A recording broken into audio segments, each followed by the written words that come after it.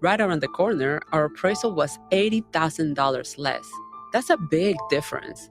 It was the same type of home in the same neighborhood in the same condition and age. A recent study found that Latino and Black homeowners are about twice as likely as There white he homeowners is. to get low appraisals. For example, one Black homeowner received an appraisal Think more than we're- double the original Hold on, here we go. after removing family photos, Black art, and books from her home. If you believe There's your home Johnny has again. been unfairly Hi. appraised because of race or national I origin, heard you that reading can violate an the Fair encoder Housing Act. failure has Contact stopped HUD at streaming because, and then like you were just HUD.gov/fair housing. gone. I was That's like, oh no, HUD.gov/fair I heard the first part housing. of that error message. Everyone Yeah, has it was a pretty right terrible. to fair housing. A public service message from HUD in partnership with the National Fair Housing Alliance. 1 in 4 Americans have a disability. All right, here we I'm go. one of them. I'm also a working mom who cares deeply about making sure every child with a disability thrives by getting their access needs met. We've got a trusted ally by our side. Easter Seals provides children and families the foundation for lifelong success through early learning programs, skills training, and prep for college and career. That's my Easter Seals. Make it yours. Join us at easterseals.com. Because facts matter. You are listening to WCPT 820. Ladies and gentlemen, can I please have your attention? And I need all of you to stop what you're doing and listen. Now, live from Chicago, the Hal Sparks radio program Mega Worldwide. I have come here to chew bubblegum and kick ass. Hal Sparks, your comedian and multimedia personality. And I'm all out of bubblegum. Hal Sparks. All right, let's do this. Welcome to the show, everybody. I think we're up and running again. I had a massive crash like seconds before we went on the air, and then I was able to restart and get right back up. I feel that's sort of blessed. It reminds me of that scene in The World According to Garp where an airplane crashes into the house they're about to buy, and he's like, "We'll take it," and they're like, "What are you talking about?" He goes, "It's been pre-disastered. Nothing bad could ever happen here." Yeah, it kind of works that way. So speaking of pre-disastered, right out of the gate, the war's over, by the way. Yeah, officially, hostilities have terminated, except they have not. All right, I'm going to put Johnny Million in here. Online, folks, take me a minute to catch up because the rebuilt. Hi, there you are. According to this, the worst nightmare of maggotry is coming true currently. Because Israel isn't ready to stop fighting Iran, which, by the way, I'm all in for people talking about how Netanyahu is a monster. You're absolutely right that he and the members of his party specifically, either in an attempt to protect themselves from going to jail for corruption, or just believe that nobody wants to change a horse midstream. So why not start a war to protect your position? You know, all those, that old chestnut, you know, when those things come back around, that there's plenty of reasons to not like this guy. But one of the things that Donald Trump really did to help Netanyahu more and the Likud party, the leadership behind him that's actually supporting all this stuff, was to jumpstart this situation in Iran, knowing that there is no out but through. And that's why other presidents have not done this. It is not when you say that. Well, because it's just my charm, Johnny Million. It's just the way I deal with things. It's just how through. Yeah. But this is, I see. In all honesty, like Donald Trump starting this thing, the reason other presidents didn't do this or look for a peaceful means to do it, besides, I don't know, ethics, humanity, wanting the America to have some sort of moral standing in the world, you know, as best we can with any country of this size's history, you know, like it's always going to be an uphill battle, but you at least give it the good old college try. But Donald Trump was like, damn the Christianity, full speed ahead. And in this particular instance, hands this tactical reality to the Israeli leadership, which is, if we stop short, they're dead. Israel will get, as soon as Iran gets ballistic missiles again, it's on, right? This is just because they really don't have another choice. Iran has a way to convey even to the public that might not be with them that, if we don't hit them first, Israel's going to strike us because they just did. And if we don't have a big scary nuclear missile, America will attack us. You know how we know? Because they just did. Yes, they may have changed leadership. Yes, Democrats may be in charge. Yes, there may be sane people we can talk to, but how long will that last? So Donald Trump, the deal maker, has all but guaranteed that there will be no deal with this current regime in whatever standing it has, whether it's just the IRGC, whether they find a new Ayatollah, it doesn't matter, because the art of the deal guy has put Iran in a situation where they would be morons to take any deal from the United States, even if a Democratic president came in and said, this is for real. We're going to work with the IAEA and our European partners, just like the JCPOA. We're going to, make this as, painless as possible for the public in Iran. We're going to really put our best foot forward, because their response can be, and probably tactically, intellectually, reasonably should be, yeah, but what if the next guy tears it up like the last guy did? All you guys, because you're a democracy, we don't change leadership but every 42 years. You guys have to, go through this every 4 years. So how do we make a deal with you guys if there's no standard that we can look to the United States for? And that, more than anything, is the impact that Donald Trump has had on the U.S., is that the great deal maker has effectively made any deal we make a farce. Because he tore up the JCPOA, because he claims ownership of stuff he never built, because he destroys things that were working just because of ego, or his, quite frankly, his increasingly,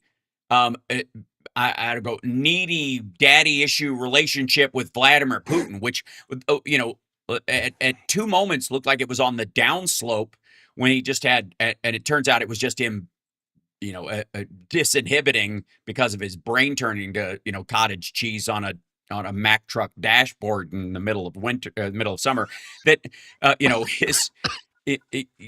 just like, I don't like and here's a big swear word because I'm mad at Vladimir Putin, when he probably got permission 24 hours. Dashboard. Yeah, you know what I mean? Like some trucker's driving, he just sits it right there. That's his lunch. And then he's like, oh, I forgot about that. Yeah, next to the rubber duck. Yes, have 3 days really passed? So Trump, needless to say, has set up a situation where no matter who gets in office, and whether Netanyahu is broomed, let's say an entirely new peace-loving leadership comes into Israel, they're even working on a two-state solution, right? For real. All bets are off. Netanyahu, gets, I don't know, arrested, fined, and jailed, right? Still, the future leadership of Israel for the next probably half a decade, if the regime in Iran maintains in any form, if the IRGC still runs it, if a new Ayatollah runs it, they are in jeopardy, even if they mean well. Same with the United States. And Donald Trump has effectively, I would say, done this on purpose, but I think he's too stupid to recognize ramifications past the end of his nose or his belly. So what he's really been set up is, this is what PNAC was for. This is what the Project for a New American Century was you start these wars in a way that creates a boiling point that almost no one can turn down the heat on.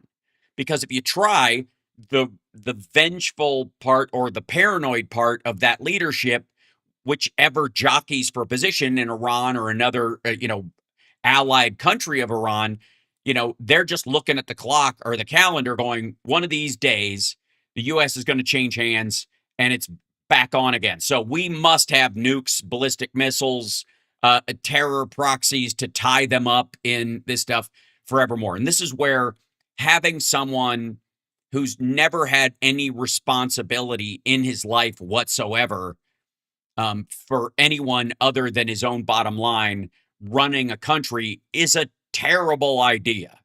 Now, maggots have started to recognize this a little too late, I would say. Yeah. And they're the 6 million Dems or Dems adjacent that somehow thought Donald Trump was going to give Netanyahu what for, and that video of Trump Plaza Gaza, he was just messing around. He didn't mean it when he was going to he literally was the only candidate in the last Republican, Democrat, or otherwise in the last, I don't know, since the creation of Israel, that's called for ethnic cleansing of Gaza as a policy. He did this during the campaign. Where are these people going to go? They can't really stay there, so they got to go. We'll get these other countries to absorb them, right? They're going to move there. We'll move them to Egypt or Jordan. All the countries, by the way, that have spent the last 4 decades at least guaranteeing they can't leave. The Egyptians, fearing the IRGC reach inside their own government, one of the biggest barriers that they put up for their own national defense in Egypt is the border with Gaza. Because again, Israel is not the only country with a reinforced militaristic border with Gaza. It was, and the same thing with Jordan. Jordan, what we see as the West Bank and what evangelicals and their kind of fellow travelers are calling like Samaria, Judea and Samaria a lot right now. You'll see that language change. People like Huckabee say it a lot, which is, again, end times evangelical stuff. That used to be Transjordan, which was it's not quite Jordan's, it's not quite Israel's, but Jordan's going to oversee it, maybe, if we can ever stabilize. They did stabilize, and what happened when they stabilized? Never mind, too much trouble. And so they themselves have, Palestinian refugees in there that they box out, don't allow to get jobs, all that kind of stuff. So all these places that Donald Trump has said, well, that's where we're going to punt them to. They'll go down there. They'll be much happier in effectively permanent refugee camps forever. So I still struggle, Johnny Million and chat room. Please hit the like, share the show, give a thumbs up if you understand what I'm talking about, what I'm saying right now. I still struggle to understand the justification of the Free Palestine crowd and the like, who, by the way, again, I hate to hammer this home too much, never protested when Donald Trump was meeting Netanyahu in secret at Mar-a-Lago. They were never out front of that place, but they were out front of the DNC calling Joe Biden Genocide Joe when both the Biden administration and the DNC were trying to thread the national security interests of the Israeli people so they don't get raped and murdered and set fire to, while at the same time trying to create a two-state solution for the Palestinians, both in Gaza and the West Bank, which might be to quote Jeff Goldblum in Deep Cover, or is that three things? Is that a three-state solution? That somehow the controlled opposition was opposing the side that was actually trying to help, and was totally ignoring or fantasizing that Donald Trump, actively fantasizing that Donald Trump was going to be better for these people in the end than Biden or Harris. Now, I don't think at this point anybody, we got to take a break and we'll be back right after this. I don't think anybody is still making the argument that Harris would have invaded Iran, would have given Netanyahu 10 more months of bombing, unfettered, would have, cut off Ukraine at the knees, or quite frankly, would have invaded Venezuela and kidnapped their leader. There might have been other solutions to this. There might have been a new attempt at the JCPOA that might have been a measured thing through the UN and other things with guarantees for the Iranian people and that kind of stuff, humanitarian stuff. But it wouldn't have been a $1.5 trillion budget while literally saying, can you imagine Harris standing in front of a group of donors saying, we can't afford childcare in this country. We can't afford daycare. That's the state's problem. We've got to raise our military funding. We can't do this. Anybody who buys that right now is selling the opposite. Was lying the whole time, was never supportive of the Palestinians, and knew for a fact that Donald Trump would do his best to wipe them out as a people, and wanted to have some sort of plausible deniability. Because there is no other explanation for, Jill Stein voters or whoever else that in the confrontation between Donald Trump and Kamala Harris made that decision. We'll be back right after this. It's the Hal Sparks Radio program, Mega Worldwide. I'm giving you more credit than you deserve. I'm just saying. Thank you, man. I'm just saying to those folks, I don't think you're stupid. I think you meant ill, and maybe you can change morally. We'll be back.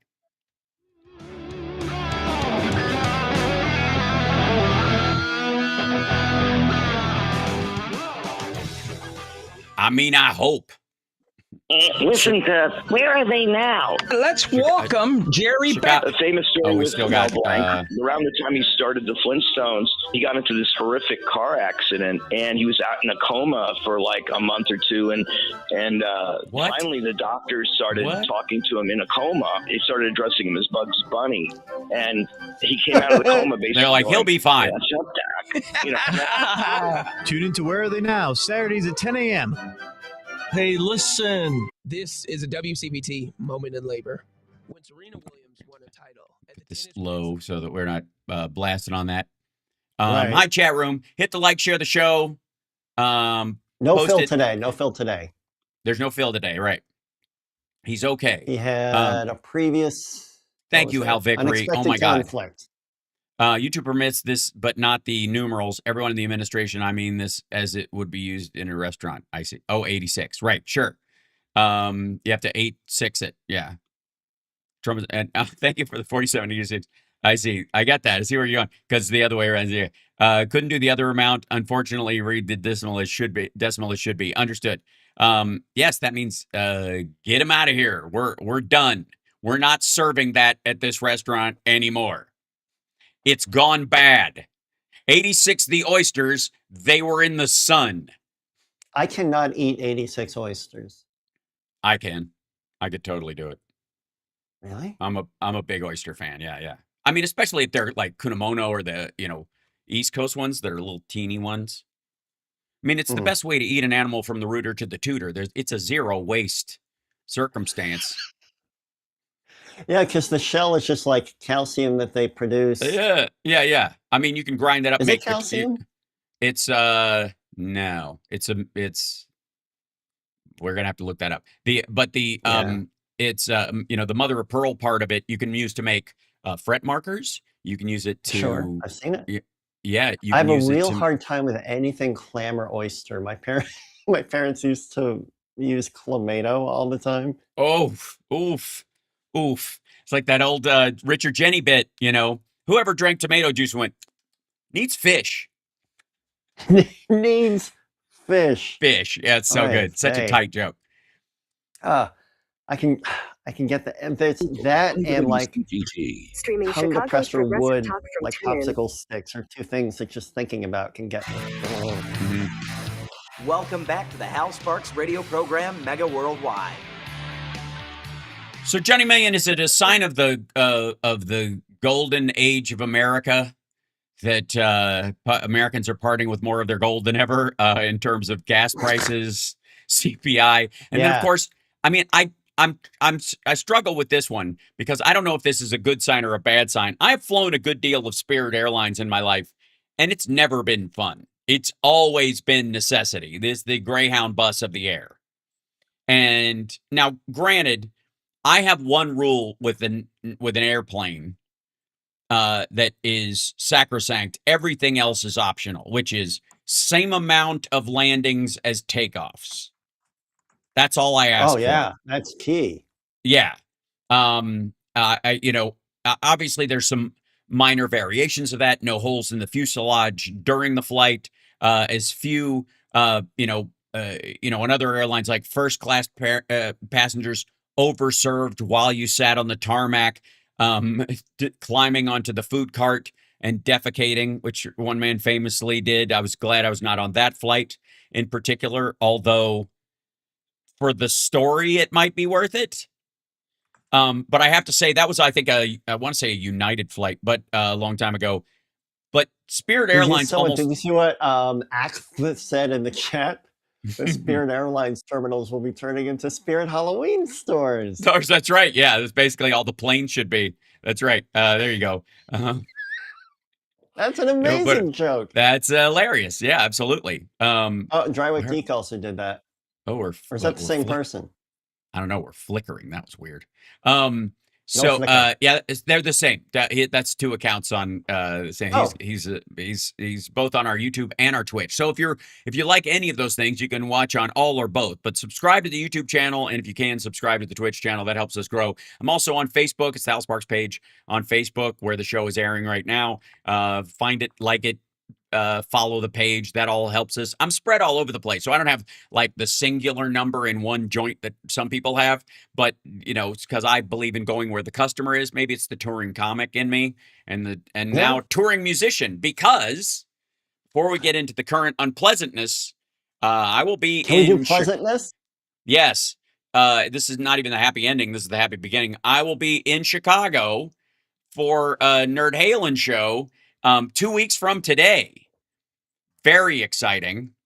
And I have to say, let's see, do I have the thing on here? It'll cover up Johnny. Oh, that's the wrong one. As they go. Here it is. The Vixen is a great room. Yeah, May 23rd at the Vixen in Chicago. We will be there. Please come out and see us. Nerd Halen at the Vixen. Can you get me and a couple friends in there, Hal? Of course. Yeah. And by the way, any of my Patreons get a +1 with themselves to the show. So they can, if you're a Patreon Mrs. subscriber. William was talking about it, and a couple of our friends were like, let's go see the Nerd Halen. Aw, it's so sweet. You'll get to see me tour with in-ears for the first time. That's going to be magical. Ooh. It's been very helpful. Let me know if you expect me to play anything, because I will have to panic and figure something out ahead of time. I think we should. I got to talk to. We should have like a dueling guitars thing on like Everybody Wants Some or something, where we have an extended break. Yeah. You know what I mean? Where you can just kind of play back and forth. So, that might be the Caleb thing. Can just like beat me down. He's so good, Hal. He's very good, but he also, on the spectrum, his needle hits Eddie. So it does. You do have a little room in there. You could mess around. You could throw in some Brian May licks or something in there and really mess with his head. Okay, all right. See what I'm saying? I'm giving. Yeah, so we'll talk about that, because that would be fun. It would be lovely. I insist. And I'm friends with the drummer in Mockstar. They're an amazing hair metal band. Awesome. Okay. Well, we will make it happen. Either way, it will be a reunion worth having. We will be doing the show in studio that day as well, which will be nice. And I got to say, I guess I'm kind of glad I don't even have the option of flying Spirit into Chicago on that day. Not that I would. Thank God for a United terminal at O'Hare. I avoided it the entire time. I've been on it a few times. The worst airline I flew was, remember National? Oof. Or it was kind of like, it had a greenish logo. Remember Northwest Airlines? Used to be, that was the airline of choice for custody exchange when I was a kid. When I would fly home to Kentucky, and I'd fly into Cincinnati and go to Kentucky, which is in Kentucky, because that's how much we value geography in Kentucky. And that region is that the greater Cincinnati airport is in northern Kentucky. Anyways, wow. Northwest was the thing. That was the puddle jumper. That was, by the way, the same airline that Donald Trump was trying to purchase at one point. And then he tried to compete with Trump Airlines, which, shocker, is reflected directly in his current presidency and his handling of COVID and every other thing. People's Express. I would, honestly, given a choice with Spirit Airlines, I was getting to the point where I was like, I think I would rather put myself in a box and FedEx myself someplace. Right? Yeah. We got to take another break because we zipped through that, and I rambled through the first one. So we got some bad feedback about BSing during the actual show. So I'm sorry. I'll try to keep it normal. No, not at all. We're not going to we're not going to have audience capture here. That's a bad road to go down, my friend. Be yourself. All right. Now you're leaving entirely. We'll be back right after this with more of the Hal Sparks radio program, Mega Worldwide.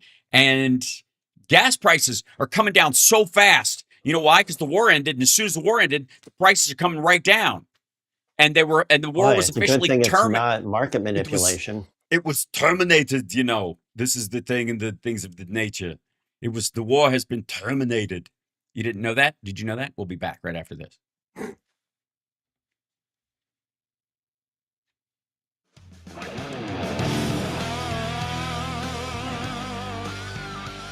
I got to run to the piddle. Yes, I have. I've got you taken care of. Here it is. Johnny Million. Remember, you're wearing a lavalier. You're wearing Johnny. You're wearing a lavalier, buddy. Johnny, you are wearing. You have a mic on your. You have a mic. You're wearing a microphone, Johnny. Johnny. Johnny, oh, okay. It went out. I think he turned it off. Hold on. No, now Johnny, you're wearing a lavalier, John. Hot mic. Johnny, you're not.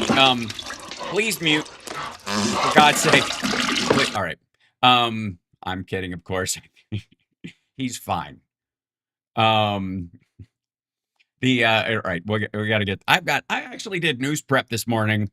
Dag nabbit. There we go. Put this up here. He'll be back in just one moment. Meanwhile, it's just the two of us. We can make it if we try. Just the two of us. Chad and I. Okay, bringing this stuff up. I have a whole dashboard of work that I did this morning, by golly and by gum. Where are we? Okay.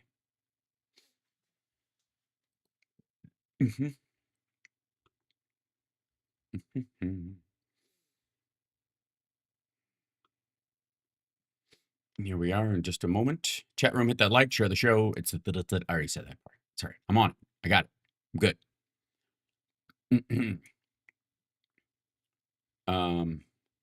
I hate it when Taco says, would you rather have a nuke? Yes, precisely. Because that's the binary we live in this world. I always take the low note challenge on just the two of us. Yeah, it's because of the version of it in Austin Powers. I forget which one it was. I want to say Goldmember, but it might not have been that one. It might have been in. There he is. He's back. Thank you. Yes, I hear you. Stopped being able to hear you for a second. I did hear the entire thing of me wearing my lavalier. You didn't have the we got to get the sample of Naked Gun. No, well, I had this going. Hold on. Where is it? I had this going the entire time. Oh, I heard it. Oh, wait. I just had that going. That's fantastic. Well, we need to get the one with Leslie Nielsen going. Yeah, right.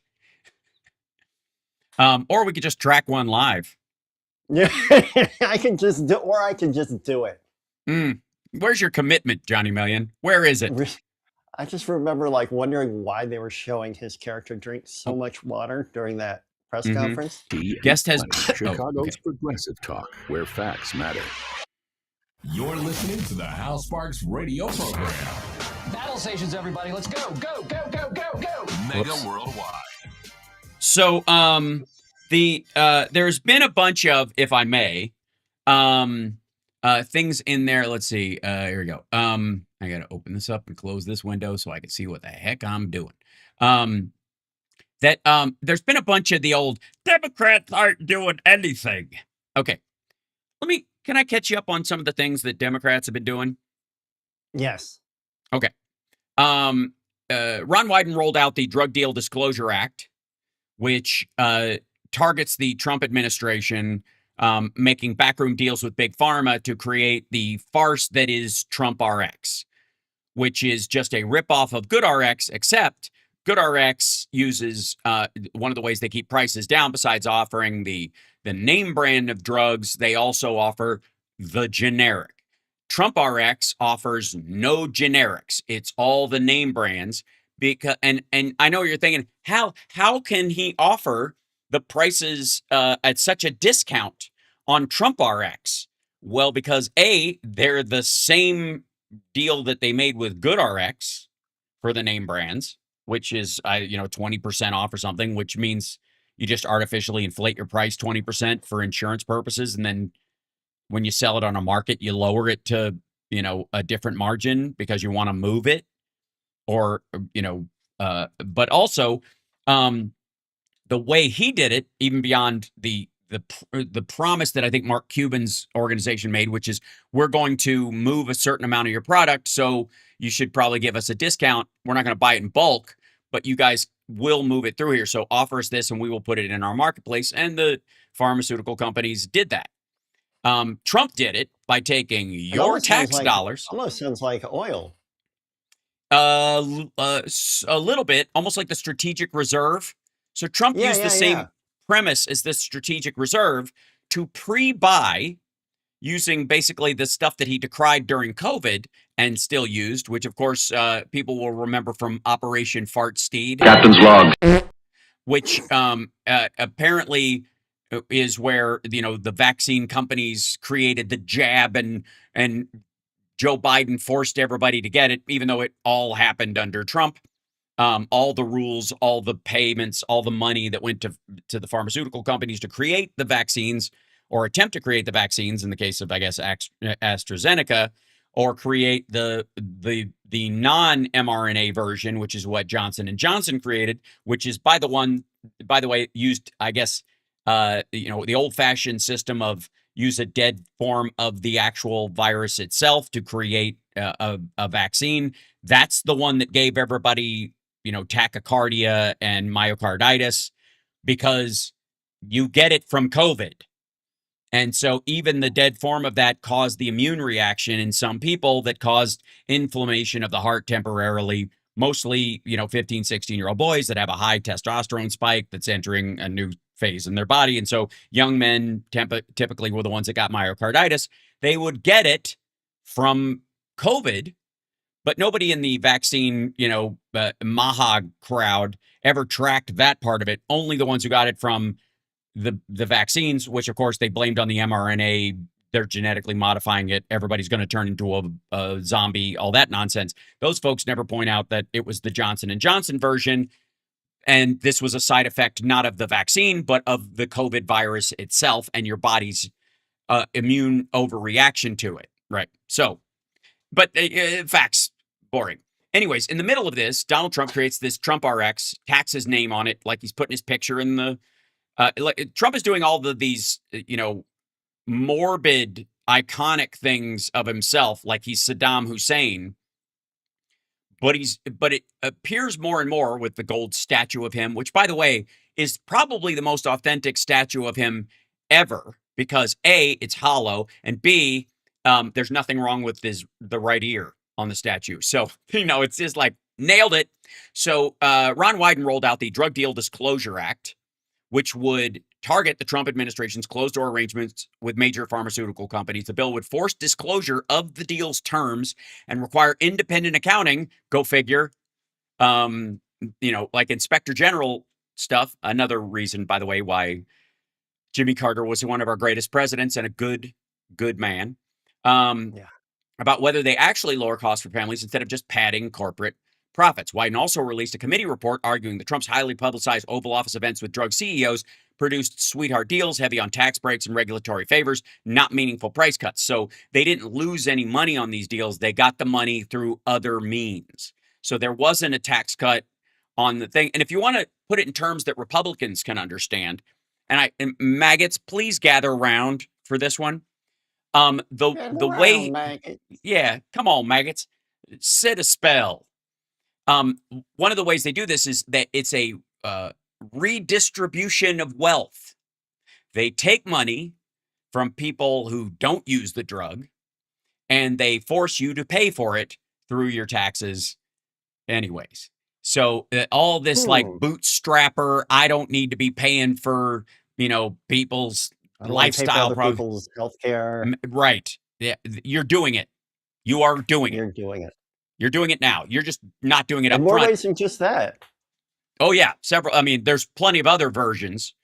And Sue just wrote, government is corrupt. Nope. No, it isn't.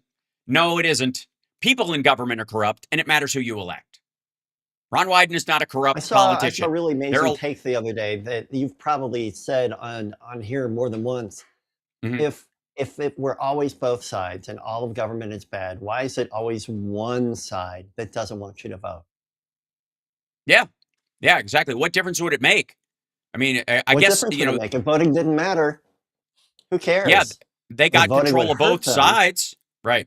yeah. And Last Life Crisis says that sounds like socialism, except it isn't. What it is corporate cronyism. Because if it was technically socialism, the government would build its own drug factory and make those drugs in that factory, and the taxpayer would be forced to pay for those drugs, whatever they chose, even if you didn't vote about it. That would be the socialist version of it. So if Donald Trump and his crowd got in and they were running things like Xi Jinping runs things, like Vladimir Putin runs things, like Orban ran things, which is, by the way, what the bill was fashioned after, was like going after how Orban ran things. Wyden was sort of, I got a weird echo there.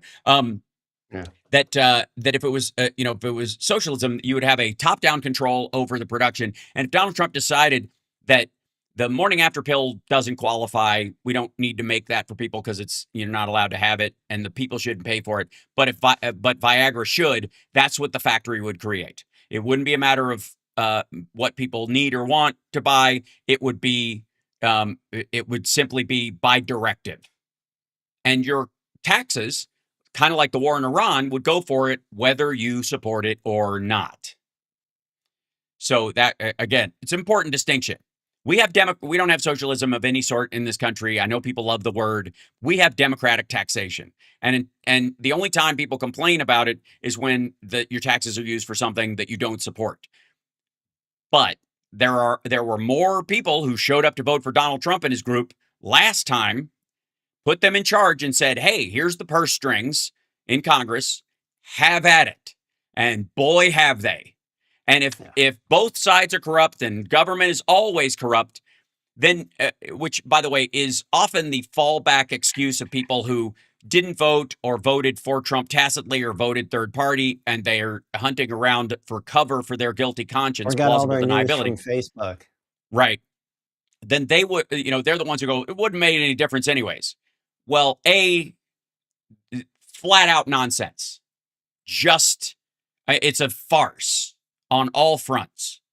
And if it didn't matter, then why would a third party candidate matter? If it's just run that way, then even the third party candidates are sock puppets meant to drive you out to the thing, which there may be more argument for that than we care to say.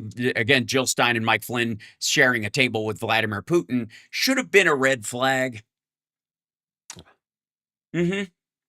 So, anyways, somebody said, why not do majority votes for everything? Another good question. Because you would lose constitutional protections for minority groups all the time. You would not have a secular society. You would have a Christian society. If you did a majority vote at several times in our history, you would have had 10-year bills that would have, solidified power. You do need committees and all this stuff. Believe me, we started with this.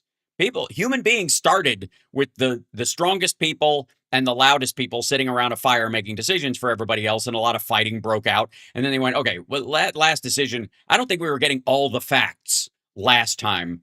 And then they went, well, let's have a committee before we vote on it. Let's talk about it before we talk about it. That happened. We've gotten to this stage because we're trying to remedy these things. The people that are trying to make... And if you say burn it all down, we will do this again, and we'll do it exactly the same way. Exactly. Only it will be terrible for anybody who's on the receiving end for a very long time. Anybody who thinks that going back to a Wild West strongman version of things on either side will involve, people being lined up against a wall and gotten rid of if they're not purely on the side of whoever the leadership is. And it won't matter left or right, because it never has. It never has. Famously, both in the Soviet Union when they became communist, and when in China the same way, one of the biggest groups that got killed in those takeovers were the true believers, because it would never be pure enough for them, and the people who gained power knew this, and they ended up putting them up against the wall. Happened in Cuba, happened in a bunch of places in South America. The point is that a mixed economy is the reality that is the only thing that can survive, and a democracy where everybody is heard and participates is the only thing that survives, because without the buy-in of the public, there is no public system at all. There are just people who will, blow up bridges. So, and then if you ignore that, you go, let's just start all over. The very people who were saying that elected Donald Trump for his populist views, and he's blowing up bridges, ladies and gentlemen. He can't wait to do it. So again, most of the people who decry burn it all down are saying so from the warm side of a bay window, and oftentimes have never worked a hard job in their life, and will gladly ride on the shoulders, just like Donald Trump, of the working class, and people who actually have to show up. Who think that they would benefit from a strong man, not on society. Like, well, I'm strong, I know how to do things. I'm handy with my hands. I can do all that stuff. There's a lot you might be missing out on. So, but right now, Democrats, while out of power, are still introducing bills, trying to get them to the floor, holding, votes in the Senate. It's almost an impossibility, even though Wyden produced this. If the Dems take over the House and the Senate, that bill will get a vote and will more than likely become law. It's one of the things that terrifies Donald Trump more than anything. Along with the War Powers Act. Democrats do not have the ability to unilaterally put a bill on the floor that challenges Donald Trump on the War Powers Act, because we don't have the votes. Because our representative government was handed over. Say what you will, it's the Democrats' fault. Right. The Democratic... it's their fault. It must be, yeah. Even though they're in the minority, it's always the minority's fault. It's funny how fast people become... they talk like Republicans in that situation. If we could just stampede and run over everything, we know better than they do, instead of convincing them. Because I think they can be convinced. And the ACA is a great example, because, right now it's being decimated by the people who are in charge. But while it was unpopular when it came out on the Republican side, it increased in popularity because it worked. The biggest offender of SNAP last time during the shutdown was, of course, Josh Hawley, because his state floats on SNAP, relies on blue states to keep it afloat. And so, in those situations, when reality hits, Republicans all start talking like Democrats about these programs. Like, do we have a solution for this? Yeah, we had one. You guys gutted it. Behind the scenes, to donors, Mike Lee and everybody else will tell them we need to shift to a tariff program so we can lay the burden on the consumer, basically create a backdoor VAT tax, which is what Trump is trying to do, so that the poor end up paying more in taxes over time, because they do it at every point of sale. That's what they're trying to do. Pass it on to companies. Companies will pass it on to the consumer, and the consumer will inflate the economy, and rich people won't have to pay taxes. That's exactly what that is. That does not help the white working class. It doesn't help the BIPOC working class. It is specifically to help rich people keep their money. So somebody said you should never use backdoor and Trump in the same sentence. According to Candace Owens and others, when it comes to Netanyahu, maybe not.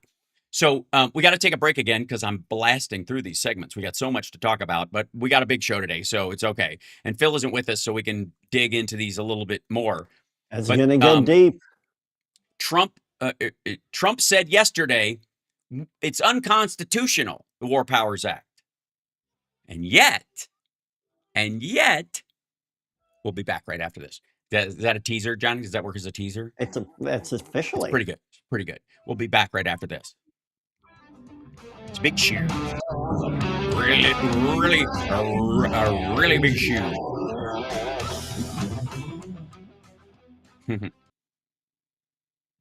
Snap collectively puts billions into state economies. Yes, and if you'll notice that a lot of the Republicans pretend it doesn't. They'll tell you all the time their people are bootstrappers, and it's these are people of the land, right? And yet, yeah. So there's okay, and then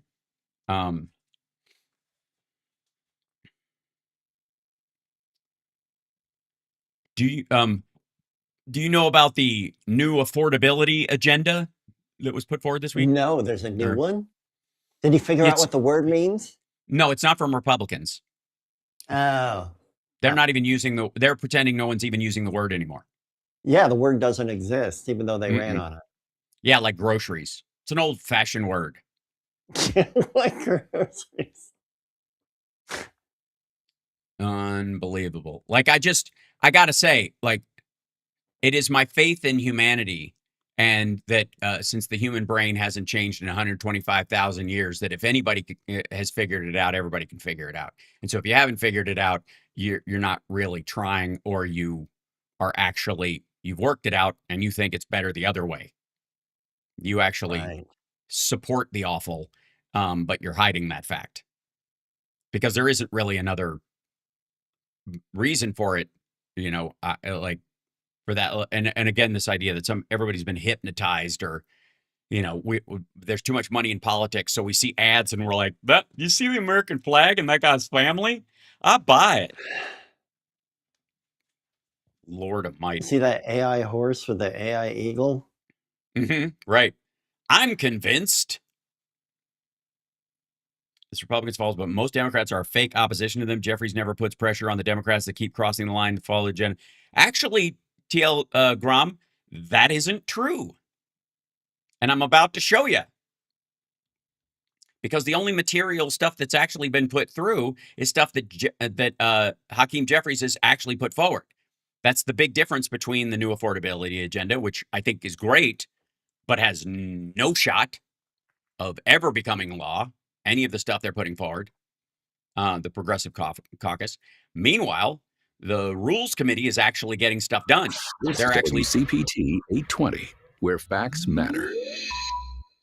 We've often heard... You're locked into the Hal Sparks radio program, Mega Worldwide.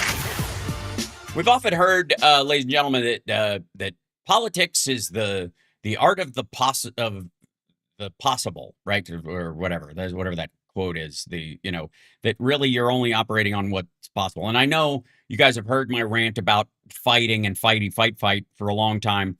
And my analogy, which I believe is sound, that no one has ever started a heavyweight fight ever where the referee has said touch gloves and come out legislating, and where a UFC fight is won by committee.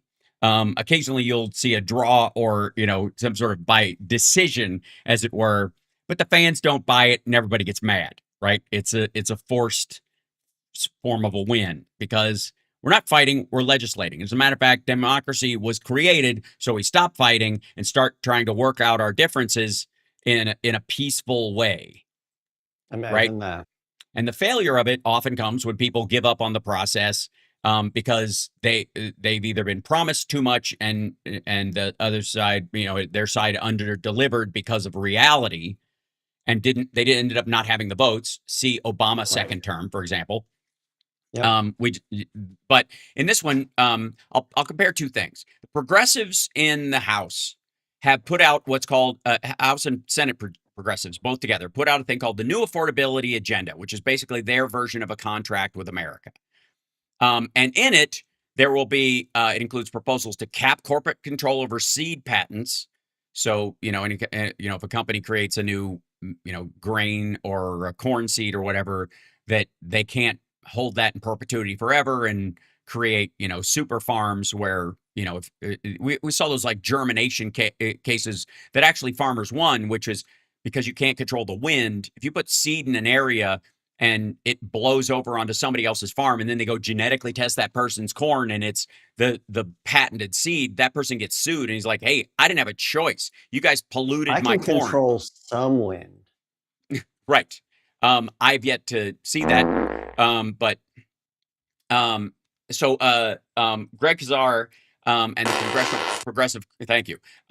They are also doing, they're creating universal down payment support for first-time home buyers. That's a cool idea. Fund community-run childcare, which obviously Donald Trump says we should have no business involved in daycare, childcare, any of that stuff. And require time and a half overtime pay, all financed by higher taxes on the wealthy. Great idea. And let me let me put this as plainly as I can. The vast majority of it could never pass because it's not designed to. It's largely a PR statement, kind of like the Green New Deal. It's a statement of purpose, but the budgetary aspects of it would be impossible without, unless we have the override votes to get past reconciliation. And because of the voting situation we had in the last election, it is clear that Republicans do not fear the Democratic electorate, and because reconciliation has to lower the budget deficit, they can guarantee that a lot of this won't pass, even though they're more than happy. Again, $1.5 trillion military budget when we couldn't win more and we got more ammo than we had before the war and all this nonsense. It's silly. It's absurd, but that doesn't matter to that crowd. So anyways, Democrats are pushing going into the midterms specifically. How do we make home ownership and childcare cheaper? It's one of the primary driving talking points of all Democrats going into the fall. It isn't just Trump is awful and look at the awful he's doing. These are the things we'd like to do. The child tax credit, for example, is something that the Democrats are for, pushed, got done, and then as soon as Republicans gained control, they got rid of. If there's no difference between the parties, why bother on the Democratic side to do this? Right. Okay. So meanwhile, for those just listening, I threw my hands in the air. Yes, right. So the in the minority, the Democrats are using like rules and procedures in committees because it's the only tool that they have to slow down a lot of things. For all the hating on Chuck Schumer, the shutdown of the DHS is still ongoing in the Senate. The House passed its ICE funding bill last week, late the week before. Hard to keep track because it's such a mess. A version of it, late at night, passed it, right? Yeah. And yet the Senate will not pass it because Democrats are holding firm, and they are using. That's why the Republicans are screaming about we need to blow up the filibuster. Why would you need to blow up the filibuster if there's a secret agreement to never do it? Democrats have held the funding on DHS this entire time. It is still shut down. It is still not being funded. And reminder, Democrats have multiple proposals for funding border security and immigration and customs enforcement, as you have to in any sensible country, in a sensible and nonviolent way. And Republicans are willing to shut it all down because they don't want body cameras on the ICE agents. Democrats are fighting and have been fighting. They just do it in committee, and Republicans control the committees, and most people don't watch it unless you're a C-SPAN junkie. So you wouldn't know. Yep. You wouldn't know. And so it's easy to talk yourself into nothing's happening because your party is in the minority, and they can't bring things to the floor except to clamor about things, to make statements on the floor, which are necessary and important and loud, and many Democrats do. But unless you watch C-SPAN, or they said something that was violent or dangerous or broke news, like because they're quitting or they set their papers on fire or some nonsense, it wouldn't make the news because it's not news. It's expected. The Democrats are against this stuff. They just don't have the power right now to do anything about it. We can change that in the fall, but the only way it will change is if Democratic voters show up. Period. Republicans control the calendar of things that will get voted on, but Democrats can hold things up in the committee, and they are. They are blocking whatever they can. So they are. The biggest thing is the difference this fall. What are the numbers on and again, Democrats are filing things on drug prices, the War Powers Act. The new affordability agenda is dealing with the cost of living on a bunch of fronts, all of which, or part of which, could get through with a Democratic majority in both House and Senate if you had enough to override Trump's veto. But even then, we'll talk about it on the other side, because oversight and procedure and the actual democracy of the people who have been elected, who are in charge of the minority right now, does matter. And it is affecting things. And the DHS funding is still not there because Democrats are holding the line. We'll be back right after this.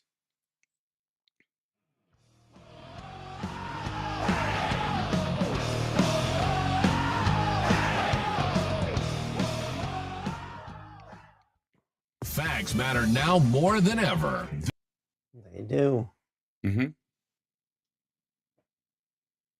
They certainly do. A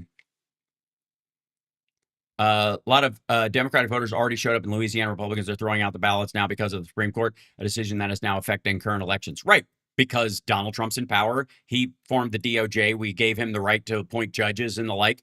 And those people have an agenda, and all that, balls and strikes nonsense that Republicans have been selling for years about who they put on the bench has always been nonsense and always will be nonsense. So, yeah. I mean, I look, I dig the 2 legs in a pair of pants, in the same pair of pants argument, and that it's the money in politics that drives everybody to vote their way. But then again, where's the Republican version of the ACA guaranteeing 24 million people who are uninsured their insurance? Doesn't exist, and it's not going to exist. Trump has no plan for any of that. His thing about lowering drug prices didn't actually do it. It was just a giveaway to the pharmaceutical companies to make more profits on their drugs than they would have had they just made a deal to do it the same way as GoodRx. It's absurd. And I think increasingly people know that. I think we've got, there might be still some people trolling in Democratic circles and liberal and progressive circles pretending they don't know this, but that's exactly what they are. They're either bots or paid influencers, or, like Twitter accounts that are set in the Philippines or something like that are like, I'm Mr. America 101, or they have BLM in their title. They say they check all the right boxes, but it's wolf in sheep's clothing again.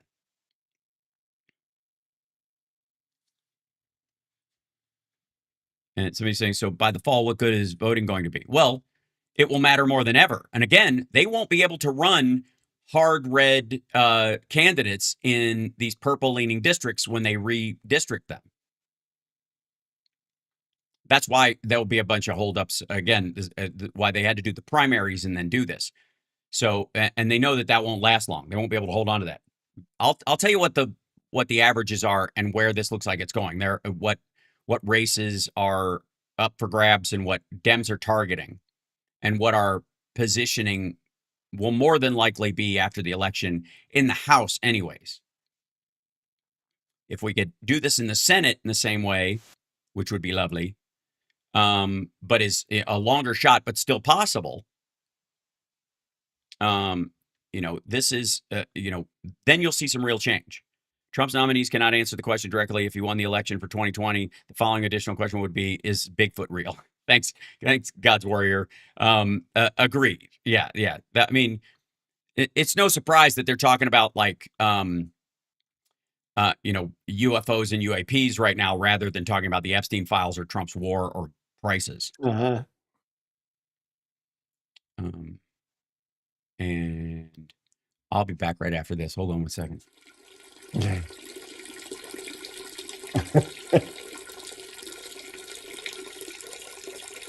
A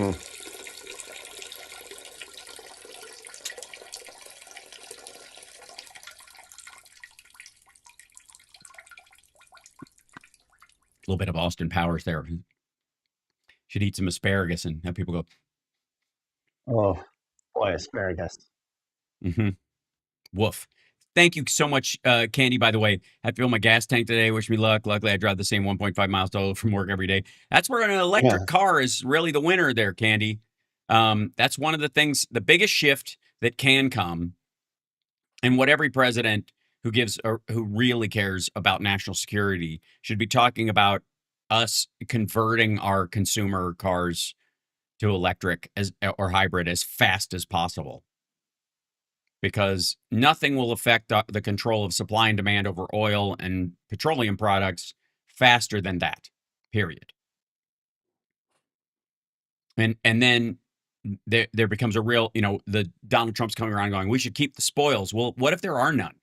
What if we don't need the oil? What if nobody does? What if all of Europe and the United States, the Western countries, make a concerted effort like they were doing under Obama, like they were doing under Biden? Again, the rescue package had some of the best like ecological protection laws, which Trump is trying to undo in the last 30 years. There was more, Trump and his whole Green New Scam nonsense. And then again, this is why I talk about, are we coming back? They muted themselves, so I don't hear Chicago. But one of the biggest things for me is this idea that we need to convince the freedom lovers out there that the best way to be free of constraints by the Middle East and the OPEC countries and all that kind of stuff is if your car runs on sunshine, dude, and you got a battery system at your house, and that's your investment over time instead of just pouring money, setting fire to it in the form of gas, seems very logical. It doesn't seem like a partisan thing. And again, we hate the guys in Cybertrucks because they all portray themselves as douchebags, but the irony is they're driving fully electric vehicles. Most of them have solar panels and charging walls in their house. 820, because facts the irony matter. So, okay. You're listening to the Hal Sparks radio program, Mega Worldwide. I've had people walk out of me before, but not when I was being so charming. Video streaming at halsparks.com. I don't care for you or for the putrid sludge you're troweling out. Pus-faced little pimp stick. True progressive talk. Might be a good time for you guys to give up.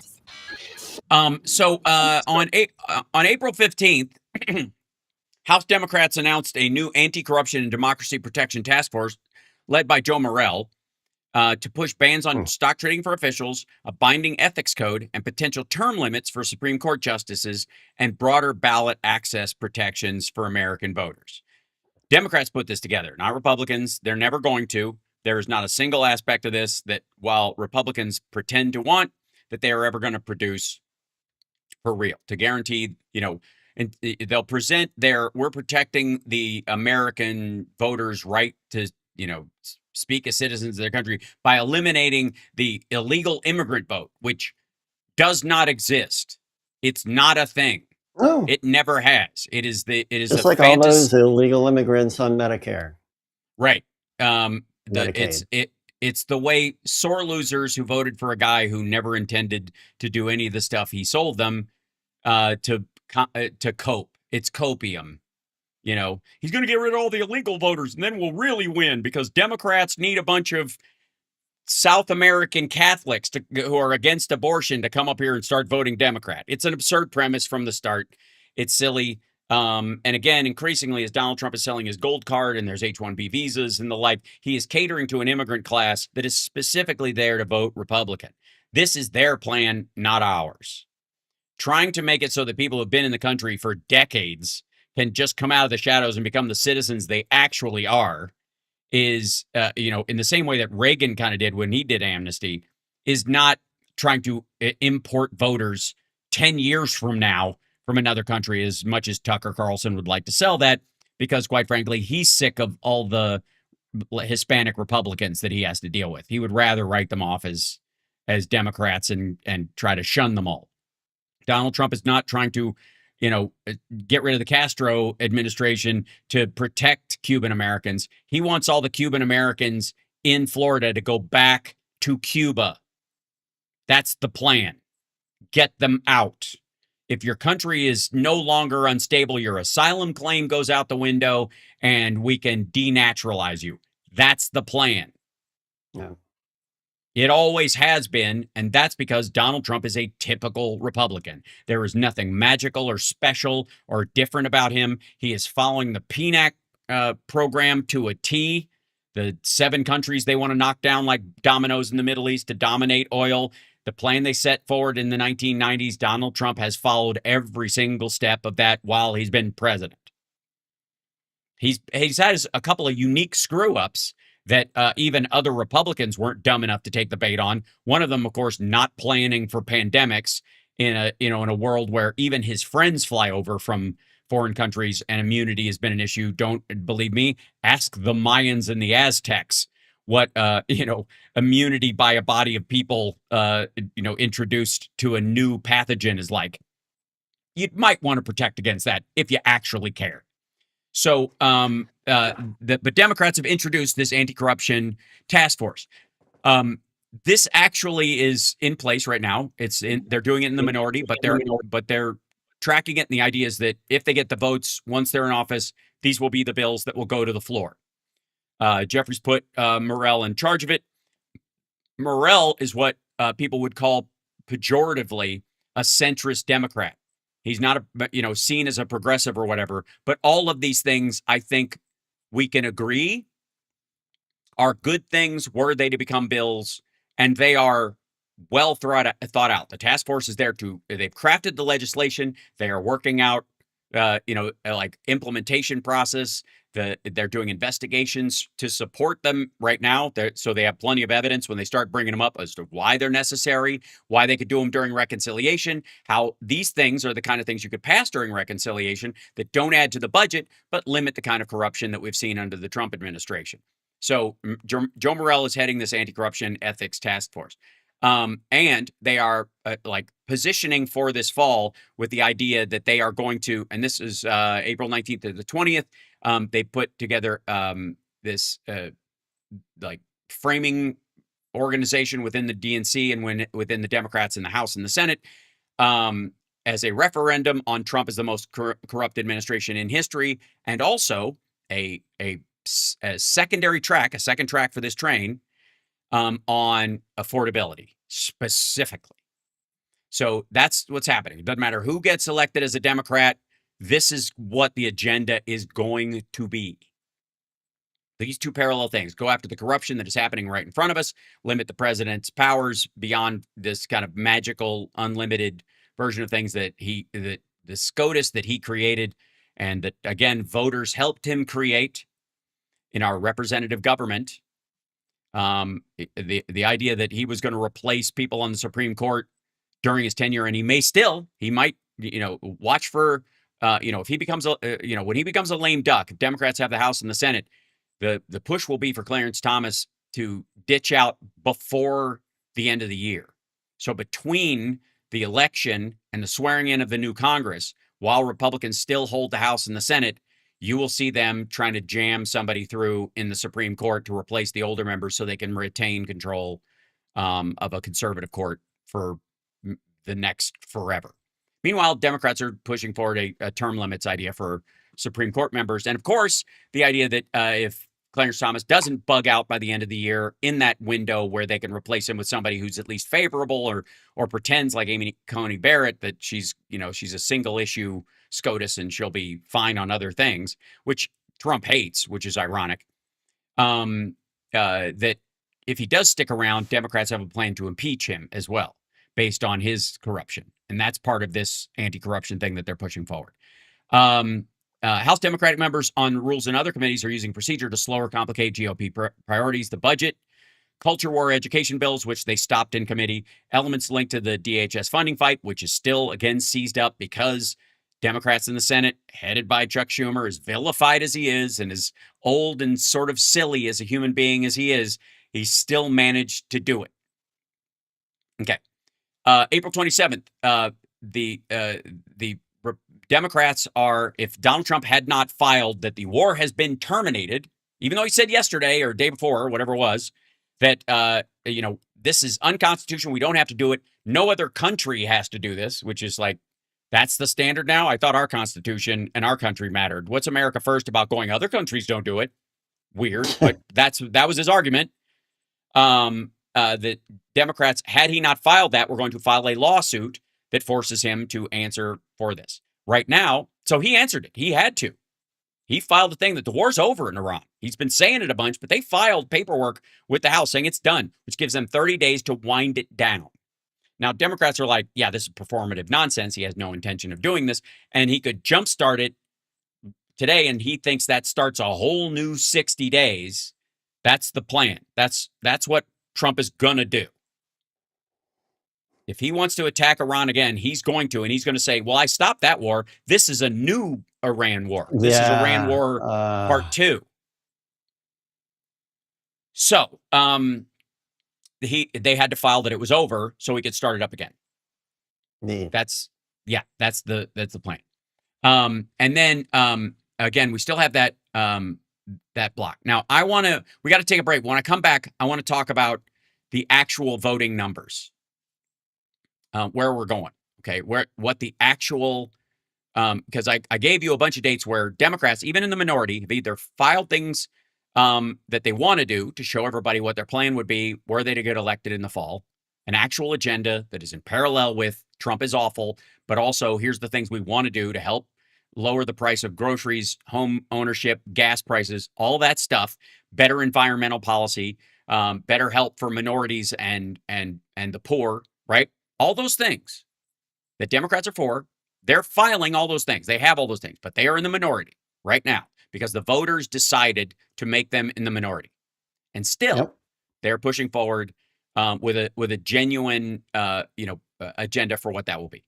So when we come back, though, I want to talk about what the numbers are going to be, where we are right now and how many people are in each party and what the lines are in the House. And if everybody shows up this fall, what the numbers will be. What we could reach, there are 3 possibilities that they're seeing as far as possible advantages if they, whether there's a sweep or whether there's, districts they really think they've got a real genuine chance of turning over, or if the ones that are on the fence actually end up, jumping Democrat, what that looks like. We're going to talk about that when we come back. It's the House Sparks radio program, Mega Worldwide.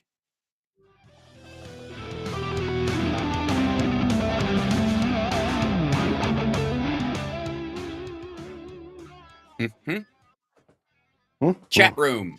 Are you hearing me? Do you feel me? Can I get an amen? Because I got to say, I hear a lot of folks with this kind of like this sort of like Twitterati view of how things are working that is not based in reality. Just isn't. It's just like it's amazing to me. And look, if you think there should be more they're doing, I'd love to hear it, but it also has to be weighted against what they can actually do without the votes. Hal Vickery says, so if the war's over, when do we redeploy the troops away from the Middle East? That's exactly the trick, Hal Vickery. So good, excellent point. He's got 30 days to wind it down to bring those people out, and he can wait till the last day. He doesn't have to start. He could say they're tactically thinking of ways to wind it down for 30 days, and then the last day start pulling them out if that was the end of it. So he's not going to do that. And if Democrats sue to get this done, Republicans will block it.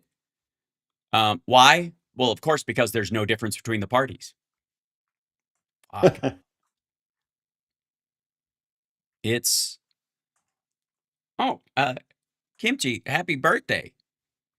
Yay. It's nice about here versus the radio stations where we do miss out on these off-air discussions and the occasional swearing, right? How about Hassan Abi guesting on the show? No. I would only like to talk to people that are either friends of mine who have emotional, social, and familial value, or people who actually want to solve the problems. WCPT from TuneIn. This is Tom Hartman, and you're listening to the Hal Sparks radio program, Mega Worldwide on Chicago's Progressive Talk, WCPT. All right, so as of today-ish, there are 217 Republicans with one independent aligned with them in the House, and 212 Democrats, with 5 House seats currently vacant because of illness or resignation. And so there is and because of those people who are kind of out, there's been like the Republican, I think is Keene from New Jersey, who's missed 50 votes because he's out for an unspecified health reason. I hope he heals up. So, but because of the number that's out right now, they have 216 is the current number for what they need to clear a voting line, and because they have 217, if everybody shows up, Republicans can get something to the floor if everybody agrees. And on a lot of fronts, they don't. There is enough fracture in the Republican Party because maggots, some of them, I guess, are either waking up to or having to face constituents who are waking up to the fact that they were bamboozled by Trump or lying the whole time. I would argue, why is that a choice? I think it's kind of both. I think they participated in the bamboozle because anybody who was like, he's a good Christian man, he's a hero, he loves America first. Anybody who bought that when he was friends with Jeffrey Epstein for 27 years and arguably still is, this is, we'll put that on the again, my favorite conspiracy theory, and we're allowed to have one, right? That's a goodie. Yeah, it's a good one. So currently 216 is the magic number for them to get stuff through. But if they don't have all of them, it ends up that they have to drag Lauren Boebert over the Situation Room and yell at her for voting for a discharge petition to put something on the floor that everybody voted for. Let's just consider that for a second. That the discharge petition on the Epstein law, 4 Republicans crossed over with all of the Democrats. All Democrats voted on the discharge petition to release the Epstein files. All Democrats, every last Democrat, from the most liberal and progressive to the most conservative Democrat, all of them. But the only reason it passed, because of the numbers, because that's really all that matters in this circumstance, the only reason everybody else voted for it like they were heroes for the victims was because 4 Republicans crossed over. And believe me, they would have rather not had to, but Trump forced them to because he wasn't going to release this stuff. And they were more on the hook from their QAnon voters than they were Donald Trump. That their fear of those people, their constituents in a representative government, they became more afraid of those people than they were of Donald Trump for a very short period of time. And Marjorie Taylor Greene is out because of it. Lauren Boebert has broken with party 3 times, including on the Farm Bill, recently because of this. It's the weirdest trend we've ever seen. How many times have you said in the last couple of months, I can't believe I agree with ... on the Republican side because of, but you don't agree with Republicans. You're agreeing with one of 4 people, Massey and Boebert being the primaries in this, or a couple of other people that have just had moments of clarity, broken clock moments, whatever they are. You found yourself going, oh my God, they're talking sense, right? And the only reason you're talking about those people is because they're the standouts. They're the news. It's news that 4 Republicans crossed over. It's not news that every Democrat voted for this, right? And that's the way it's been.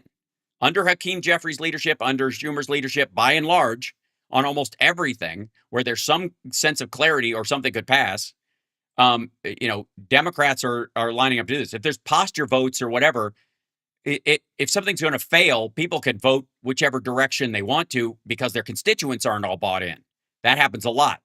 And people will, the reason people talk about Fetterman as much, which again, I agree there are a myriad of issues about, the only reason you're talking about him is because he's the standout. Same way we talked about Manchin and Sinema. Most people don't even know the names of the other Democrats in the Senate because they do their job. They are voting for Democratic priorities. It's those standouts. Now, do those standouts, would you have a Manchin, Sinema, and Fetterman issue if we had 60 votes in the Senate? No. Those people could vote against it and it would still pass. That's the issue. And again, why voting matters. Now, yeah, no Phil today. He's all right. They've got show stuff. They're trying to get conflict, yeah, on the edge back up, and that kind of stuff. So, all right. By April 26th, there are 5 total House vacancies in this Congress, 3 deaths, 2 resignations. Recent reporting shows that there are 2 resignations and 2 possible expulsions are on the table for, were on the table earlier in April they'll take a little while and, special elections again, which will only hold till the fall.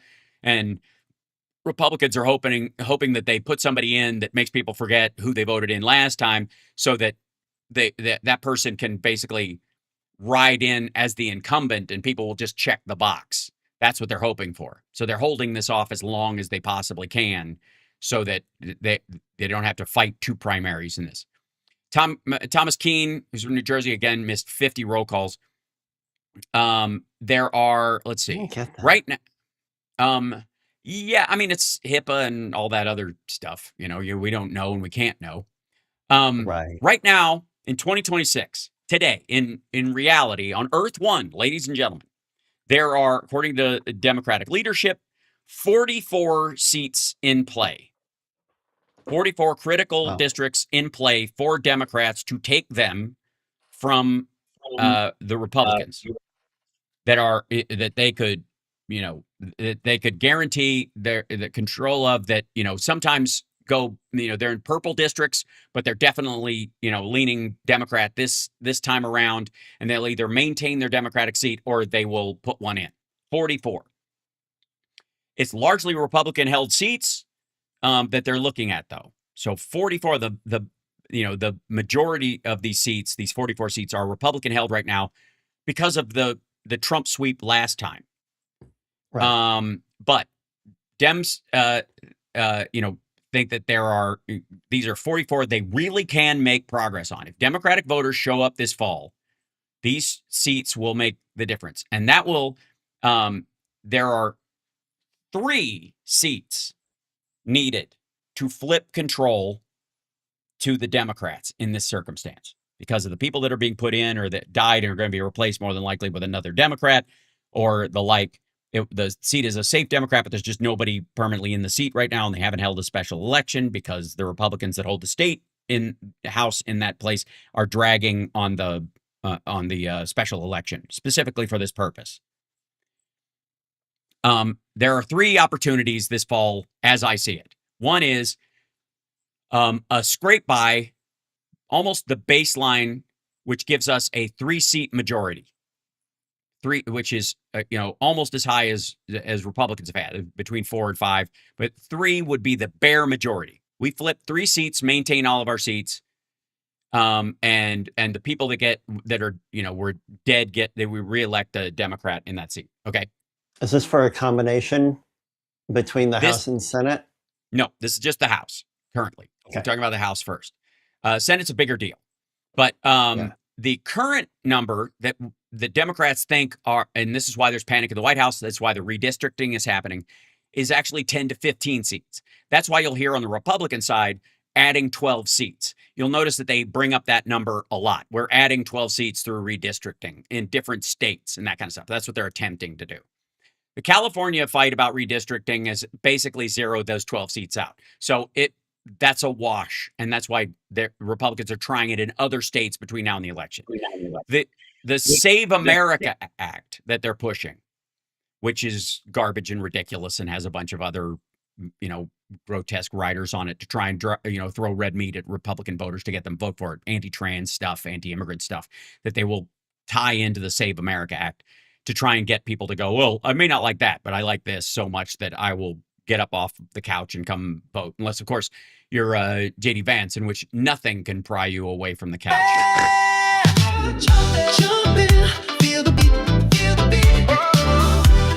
Couch humping. So that's 10 to 15 is the number. And that is a reasonable goal. That is well within reality. And that's what's panicking Republicans. What all the redistricting is about is to override that 10 to 15 that they're going to lose on the measures, create new ones, dissipate the voting block of Democrats in other places, that kind of thing. All right. So the other one is, Cook 270 to win ratings of these things have summarized the 270 winners here. 213 rated solid or likely lean Democrat, 213 seats. 205 are solidly likely lean Republican. So right now, in how they're judging these, the locked in Democrats are guaranteed 213, Republicans guaranteed 205. There are 17 toss-ups in how they look at it. According to Dave Wasserman, Democrats are substantial favorites for control because Republicans have to win, and get this, they have to win 76% of the toss-up races to keep the House. 76%. And if that doesn't motivate people to come out and do the least little bit of voting to guarantee that Republicans don't run roughshod over the Constitution the way that they're doing, treat people like cattle, again, sell off big chunks of America to the highest bidder. We got to take a break. If we just do the least little bit, that's what the chances are. Imagine if everybody showed up, all those 6 million people who didn't vote for Harris, use the shame and ignominy and regret that they should feel if they truly believe in voters' rights and people's rights and workers' rights and all that. If they truly believe in those things, if they showed up, 44 districts are competitive. 44. The sweep could be enormous. We'll be back right after this. Yeah.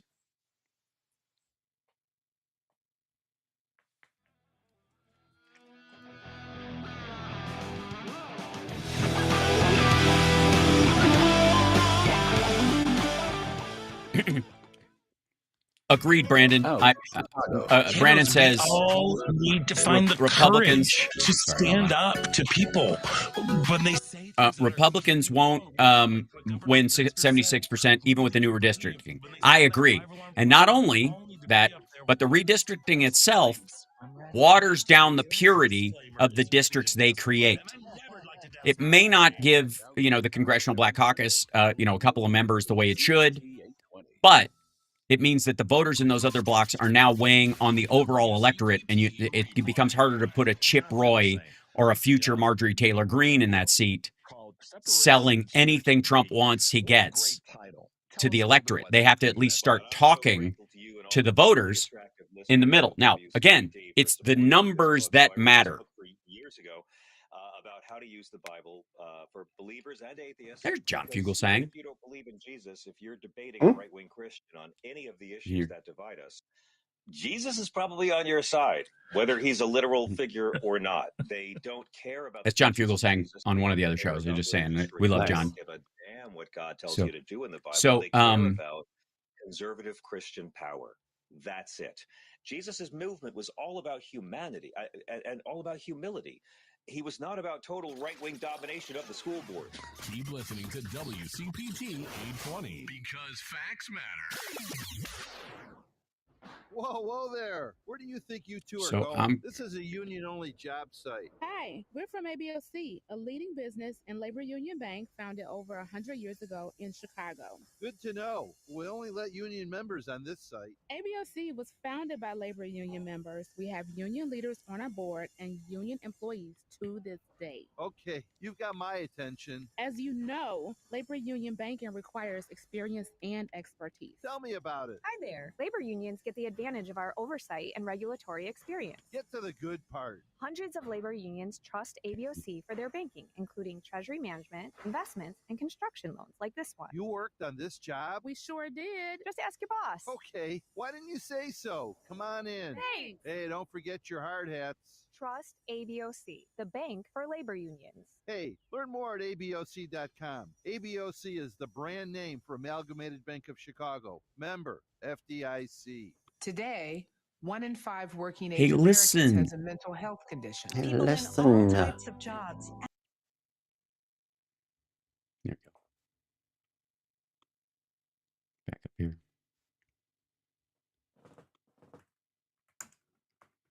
Mhm.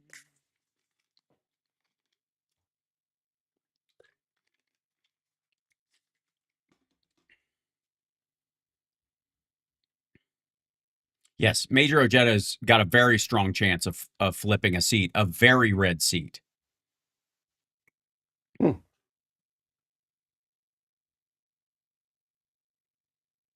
That would be fantastic and such a flip. Oh my God. Good man.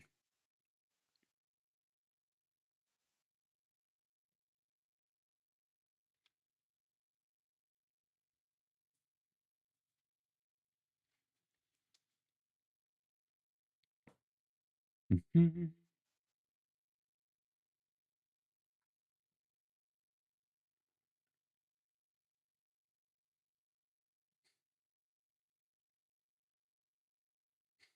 It's a good question, Hal Beckery. I love the English language and all of its quirks.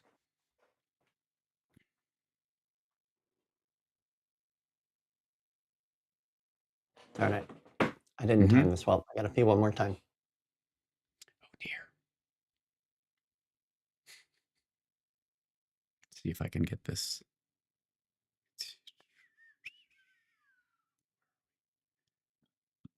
Mhm.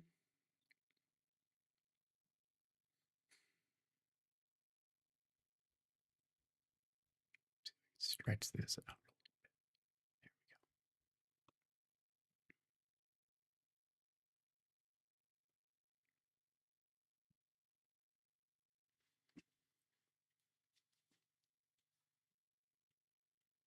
Mhm.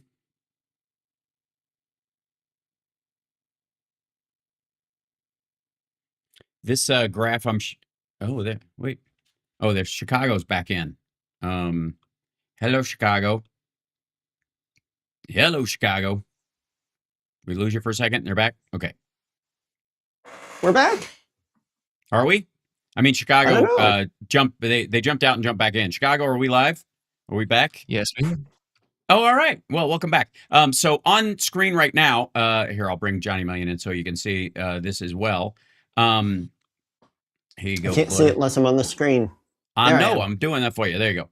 Thank you. Drywit Geeks thing is still. So this, if you'll notice, this is a chart of the chances of the Democratic Party versus the Republican Party taking over the Senate. And if you'll notice, up until October 2025 into 2026, it started to narrow, but it was pretty far apart. Democrats basically zero chance, but almost parallel. There was some crisscross earlier this year, especially at the beginning of the Iran war, and then it's floated around. And Democrats took the lead on this. Republicans it's basically neck and neck. But in the last few weeks, the chances of Democrats taking the Senate has gone up 5% to now they have just over 50%, 50.5%, according to this, according to Polymarket anyways. And Republicans have a 49.5% chance. They have gone down equally. 50, they're now at 49.5%. It is neck and neck, ladies and gentlemen. And if you want to argue about how many Democrats might be somewhere, whether we'll get 23 seats or 25 seats or 15 seats or what have you, the real nail biter is in the Senate. And if the Republicans, maintain control of the Senate, we're in the same situation that when Trump was impeached last time. For the record. So in this particular case, if this doesn't motivate people to show up and actually change the mechanics of why you would vote and when you would vote and how you would vote, I don't know quite what would. It is definitely necessary. It is neck and neck. And by the way, I see a weird dented version of the Stanley Cup. I don't know what you guys are seeing in this chart, and it's filth. Oh, yeah. So yeah. See that. See that? See the Stanley Cup? All right. So right now, what are the numbers for Democrats this time out, Johnny Million, in terms of these? There are 17 toss-ups to control the gavel. Right. If there is a sweep, if there's a low-end sweep, almost all of them, we do really, really well, but we don't get all of them, but we do really well, really, really well. Democrats are looking at 230 seats in the Senate. I mean, in the House, rather, in the House. Right. And if we sweep it entirely, it's 235, 234, something around those lines. But still, it will take a lot of effort to get there, but it's absolutely doable. even with the redistricting, all of that. Thank you, Hal Vickery. He sees the Stanley Cup. I wasn't wrong. I can't be the only person who was watching hockey last night. So a low end sweep gives us 230. That's just the Cook toss-ups, the 17 seats. An aggressive DCCC sweep gives us mid 230s. So and let me address what really matters. Blue to super blue to, ultraviolet blue or whatever. I don't know like Superman's outfit blue to some sort of deep dark navy blue, whoever you're voting for. Okay. The numbers in the House are the only thing that matters. I've been saying this for a long time. The DCCC and the DNC specifically have one job: turn red districts purple, purple districts blue. Now, interestingly enough, you know who's doing the work of turning the red districts purple? Republicans. Because that's what happens when you redistrict. I'm being horrible. Besides just having their own voters turn on them, which is another way of doing this. The other way of doing this is you dissipate a solid blue district into, 3 other districts. You break that vote up.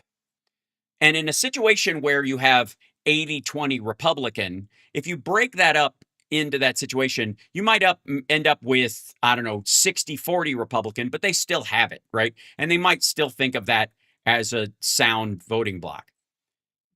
But if you're already operating a 60-40 Republican district, which a lot of Republicans have inflated into a sweep, a mandate, super popularity, even with not even including all the people who've taken it on the heel and toe from the Republican Party and the breakaway maggots and all that kind of stuff, which lowers their number as well. But they can believe, they've been telling themselves that a 60-40 district is solidly red. If you move other people into that district, that 40% that's already there doesn't really change. It expands. Sure. It doesn't go down. It doesn't shrink because you're bringing people in from a solid blue district into that 60-40 district. That's why the toss-up number gets bigger even when Republicans are redistricting. It's also why redistricting, by and large, over time, is a failed strategy. It's why they only do it based on the census every other decade or whatever, the schedule is. The reason you do it like that is because it's got to represent, the district should represent the people in the area, the counties that are there, how they're divided and how their internal governments in the state should function. You shouldn't have these, like Jim Jordan's district, which looks very much like the dragon/duck shrimp in the original Dungeons and Dragons game nice. On the Atari. You know what I mean? It's got the curly tail and the only noise it could make was, which was terrifying. That if you have a district like that you're protecting a red candidate, you can have somebody like Jim Jordan. But if you water it down by making it a real district or eliminating a very blue district nearby and absorbing it, suddenly that scheme that they created Jim Jordan's district out of whole cloth falls apart. It's why there's really not a push in sensible Democrats and sensible Republicans, even when they used to exist, for redistricting to be your reelection strategy. Because it doesn't work. It's long-term, it hurts your national prospects. Not only does it hurt your national prospects in terms of, how many people you have in the House, which matters, because it starts making your voters narrowcast to an area, but it also makes it harder for people like Jim Jordan, who's been in the House forever, to not move up and be a senator or a governor or eventually president in those situations, because they have such a refined electorate in those areas that they don't break out to the rest of the state even, much less the rest of the country. So you create this artificial voting block on your own that has a glass ceiling on it. Republicans, because they don't care about broader majorities and the buy-in from the rest of the public, that they view it as really landowners should only be the people that should vote. That's what a republic is all about. And if a governor decides he doesn't like the way his state is voting, he can just zero out what the people are saying and pass up whoever he thinks should win the presidency up the chain. That's how the Republicans have viewed how voting should work. Democrats, for better or worse, and I personally believe this, believe everyone should have a right to vote and participate in it. And if it means they're making, terrible choices, then we got work to do, not them. But right now, there are 17 toss-ups, 44 seats even beyond that that Democrats really believe they have a chance at, and only 3 of them needed to change the gavel from Republican to Democrat. So the question is, if for all the people who are like, there's no difference, then why participate in even the discussion online? Why be a part of, why even have a party or no party affiliation? If you think everybody's bought and paid for and it was over before the race started, then I don't know what your input is. I mean, it's basically like the sovereign citizen attitude. But if you do care at all about yourself and your family and the people in your community that might be on the receiving end of a lot of the awful that Republicans are doing and have planned, because this is just, Donald Trump is signing executive orders that are basically pages out of Project 2025. But if you want to see those things become actual legislation, let Republicans keep control of the House and the Senate. But if you're going to do that, at least admit it. At least admit that you're a faux aggressive and you never really believe this stuff, and that the Palestinians had it coming, and that poor people should pull their own weight, and they've been a drag on society, and you can't save some people, and immigrants have got to go. Just, say it out loud. Yeah. But if you're going to at least pretend you care, one of the most obvious things you can do is vote. Show up and vote. And vote for the party, the actual party that can gain control. And if there's an independent in your district that's going to caucus with the Democrats, that's fine. Angus King being what he is, right? That's fine. Bernie Sanders being what he is, that's fine. But to pretend that Harris would have done any of the stuff that Donald Trump is doing in terms of wrecking businesses through tariffs, basically creating this backdoor VAT tax and all that kind of stuff, and also just destroying our standing in the world while enriching himself. If you think Harris would have done that, I would honestly go get one of those Trump cognitive tests, and I'll help you out. The camel is not bumpy horse. So we'll be back right after this. Yeah, we'll be back right. The person, woman, man, hornswoggle. Person, woman, man, camera, TV. Right. We'll be back right. That's amazing. That is amazing. How'd you do that? We'll be back right after this. It's the House Sparks Radio program, Mega Worldwide. By the way, they keep giving him the same test, the same page. They don't change. It's the same one every time. You know that you can listen to Chicago's Progressive Talk on WCPT AM. Yeah, it's the Cogswell cognitive test. It's the same test they give you if you've been hit in the head with a 2x4 or you've just walked off a football field with other people helping you, and you've been in hospital for 2 days. Both sides do it is a cop-out at best, and a lie to cover a secondary agenda at worst. At worst. Other than that, I have no opinion.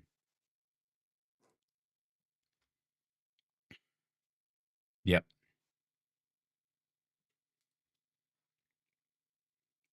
Okay.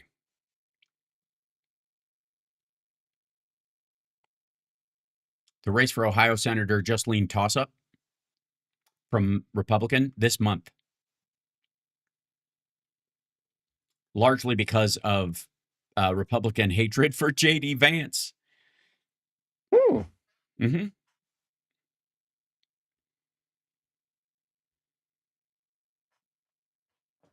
That tracks. Mm-hmm.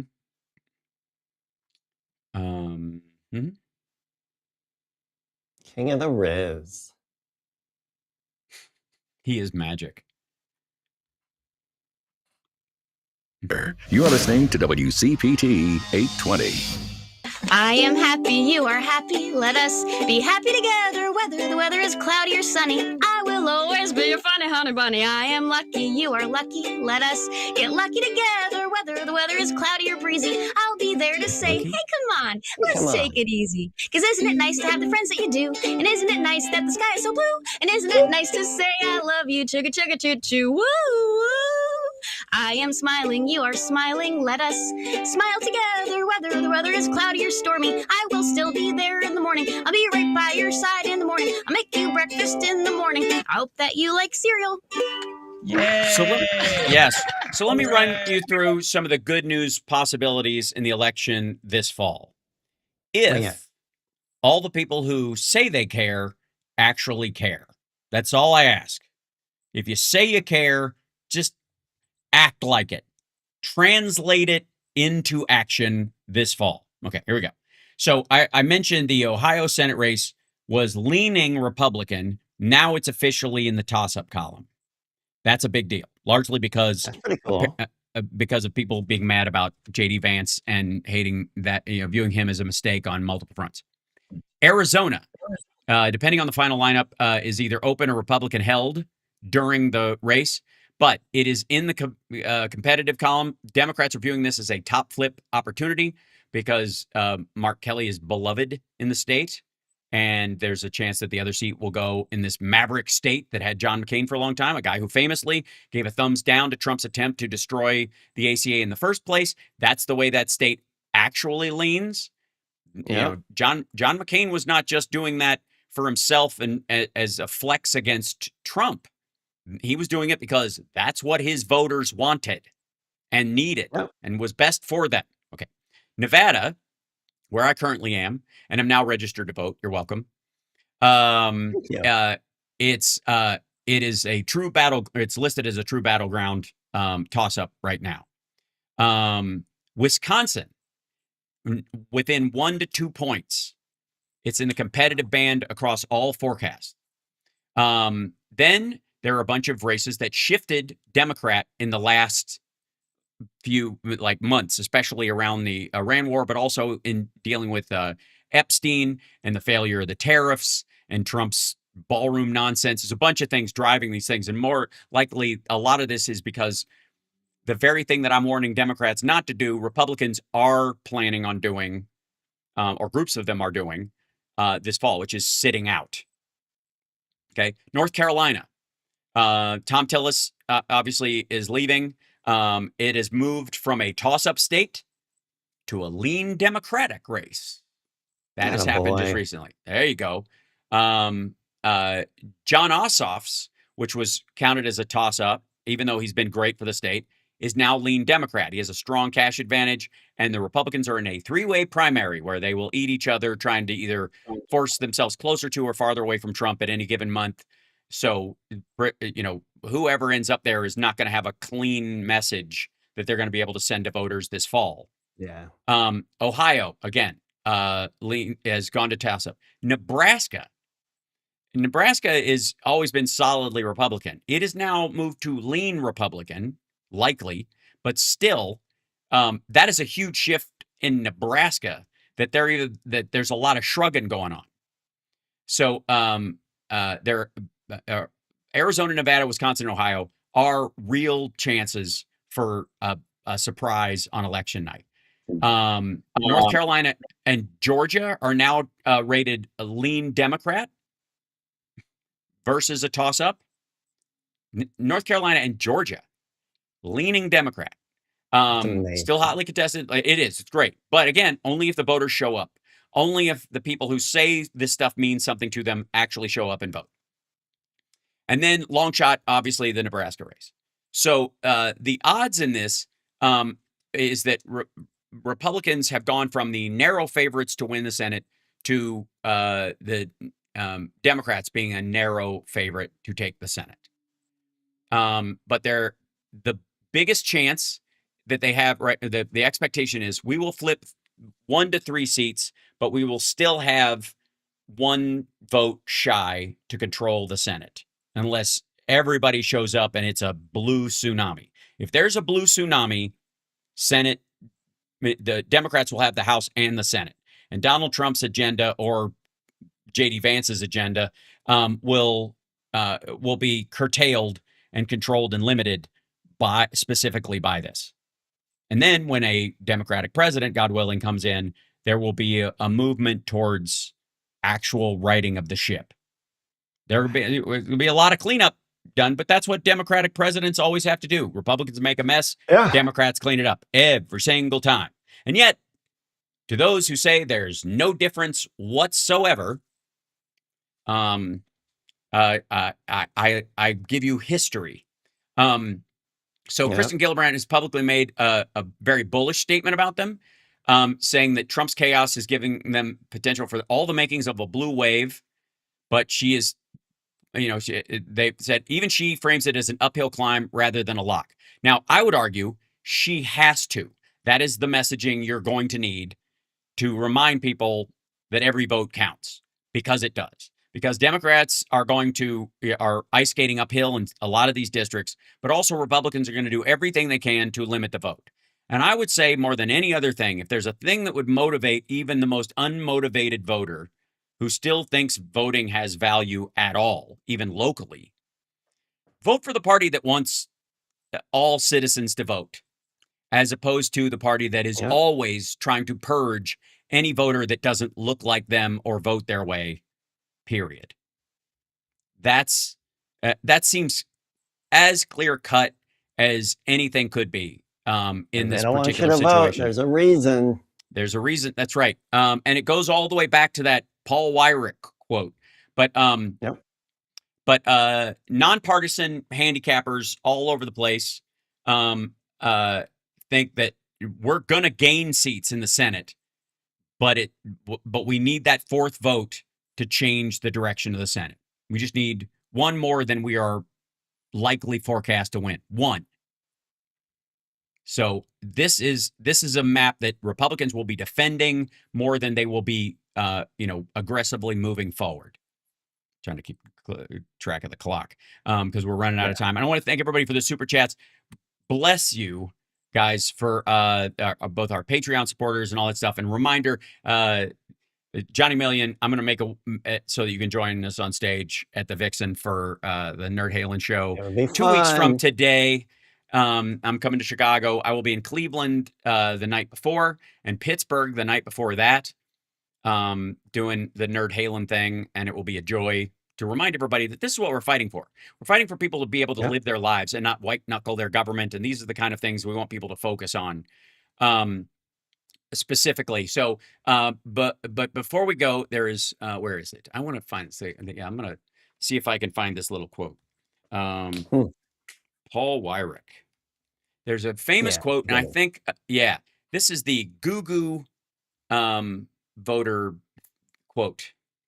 This is the founding father of the conservative movement, founder of the religious right, fall in 1980. Reagan. Many of our Christians have what I call the goo syndrome. Good government.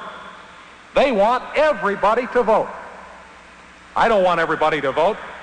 Elections are not won by a majority of people. They never have been from the beginning of our country, and they are not now. As a matter of fact, our leverage in the elections, quite candidly, goes up as the voting populace goes down. There you go.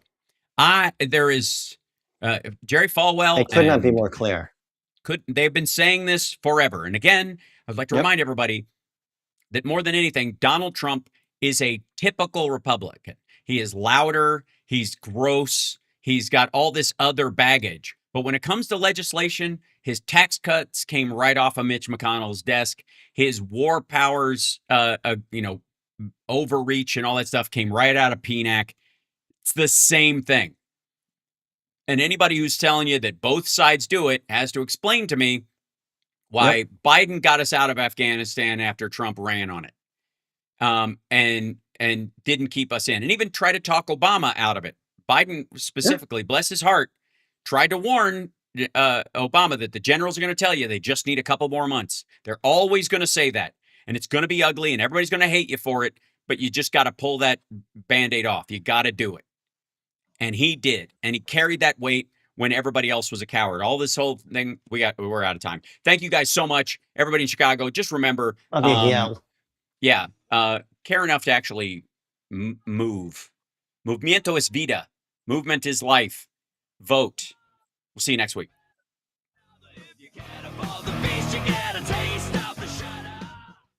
From the heart of Chicago, it's WCPT 820. That's right. We did Thank you, it. Chicago. Thank you.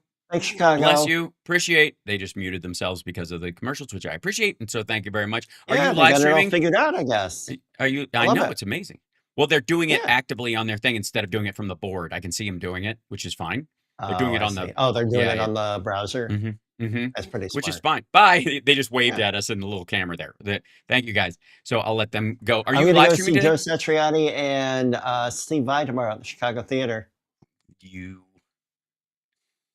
cannot wait. I'm so jealous. Did I show you the EVH guitar? Can't remember. No, you sent me like a link to it. Do you have it? Yeah, they sent it to me. I'm so excited. And So let's see it, for let's those see that it. don't know, one of the things that Nerd Halen wants to do, besides the fact that we're the only Van Halen tribute that does all three singers, because we're nerds about it, is that, when they toured live, especially with Sammy, they did some of his original material. They did, There's Only One Way to Rock. Only One Way to Rock. They opened with it a few times. They did Yeah. I Can't Drive 55, Yeah. which is great. I'm Lost thinking Tequila. so yeah, it was pretty great. And by the way, we have added Runaround to our lineup. We're actually doing that one now, which is great. But here, I'll hold right there. Runaround is a lot harder than it sounds. I've been trying to learn that because a buddy of mine is recording a bunch of covers. The Convoy drummer actually is recording. I gotta say, here it is. Nice. How's the heel? How do you Behind mean? the neck? Oh, like where your hand goes. Is it sharp? It's chopped. Yeah. It's flat. That's the problem. I don't have that problem. So weird. Because I got clunky, chunky fingers, so I pretty much stay in this area. But but it was very nice. He's a They just sent me that. Caleb is a signatory to EVH, and a bunch of Right. his guitars got burned up in the Right. fire, so he In the lost fires, yeah. 3 or 4, and they replenished. They gave him, I think, 3 of them because he's signatory, and he does demos for them and all that kind of stuff. Yeah, he does. And so I brought up the fact that if we're going to do the Red Rocker stuff live, I was like, I've been looking around. I have a little like travel guitar that looks really funny. It's a little silly little pocket guitar thing that I thought would, for comedy's sake, might work. And I'm like, It'd I'll be learn funny them on for that. Nerd Halen, yeah. Yeah. But then I was like, I bet the EVH guys, would prefer if we stayed in line with that. So I got a wild hair up my ass, and I was just like, you think of it that someday one of those, I can use it to play with me. As well, if you get another wild hair up your ass, you can ask and say like, if Johnny, who has no affiliation with you at all. Yeah, right. He likes guitars. He'll play it on his stream and on my show. But Yeah, I anyway, will. so bless them for doing this. It's amazing. And I have to say, I plugged it in. I'm going to do a couple of changes to it. I need to change the strap locks and stuff like that so I can use it live. Yeah. Because all of mine are the same strap locks. That's just what I do. Right. But We talked about that. Yes. But the minute I did the D minor chord, just this open D chord here, this business, forget which one it is, not the full D. Anyways, because I don't know the names of these things because I'm an ear player, but it sounds like that chord in Everybody Wants Some. It sounds exactly like it. And you're like, oh, nice. Yeah, it's like this thing is built to sound like it's the EVH specs, exactly the specs of Eddie's guitar. It's just the other stuff, and it has the drop D flick thing here. Yeah, the D tuner, which is just very exciting for me because I love me some drop D because of King's X. So I will, I hope I won't break it. But this will be fun for that part. But anyways, it was really sweet of them to do this. This is, I think, the one they did a demo of it online. To show off the line of guitars and like, here's the new ones we're putting out. And this is the one that they used in that video. So they're not going to sell it. And it's one of the early lines. And nice. But they're like, this So it will works just out sit perfect around for everybody. Exactly. It will. They're like, this will just sit around in a as a prop, and then they would rather have it played, which I think is beautiful. I think all musical instruments yeah. should be played. And so they sent me this guy, and it was all set up when it got here. Didn't come in a case. It was just in a cardboard box, all wrapped Yeah. up. And I was like, it's going to sound like crap, like Prince's cloud guitar when he gets it from Apollonia and he goes, Yeah. flang. And it wasn't. It was in tune, and it was just like, hold on, Hell wait yes. 1 second. I don't know that do I have a pick here somewhere? Yeah, hold on. This is, and I don't know if this thing will have the, but you'll see what I mean. And watch it be like out of tune because I've been messing with it. Right. This little guy right here. Hold on if I can do this, but.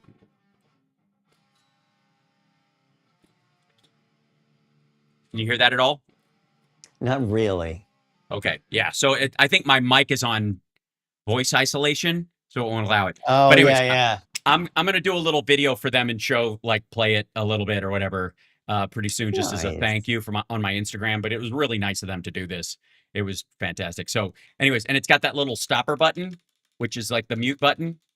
Oh yeah, I've got kill switches installed on some of my guitars. Love Yeah. it. So I will bring this with me to Chicago, and on this little thing. Nice. I don't know if we're going to be doing those songs yet because we have to go through rehearsals Right. and do all that kind of stuff. But if I have it and it's all set up or whatever, you could play it or something. Maybe we'll figure that out. Oh sure. Yeah. I Oh. mean, you'll bring your own, and you've got your special whatever. But I've got an your Eddie guitar right here. No, well, now he's really gonna trounce me. Oh yeah, that's it. That's the Music Man. That's Yeah. that No, body that's shape. it's EVH.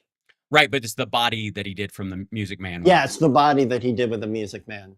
Yeah. But it's Ooh, got look the at that. nice Ooh, oh yeah, that little scooped contoured heel. area. Right. Yeah, this Yeah.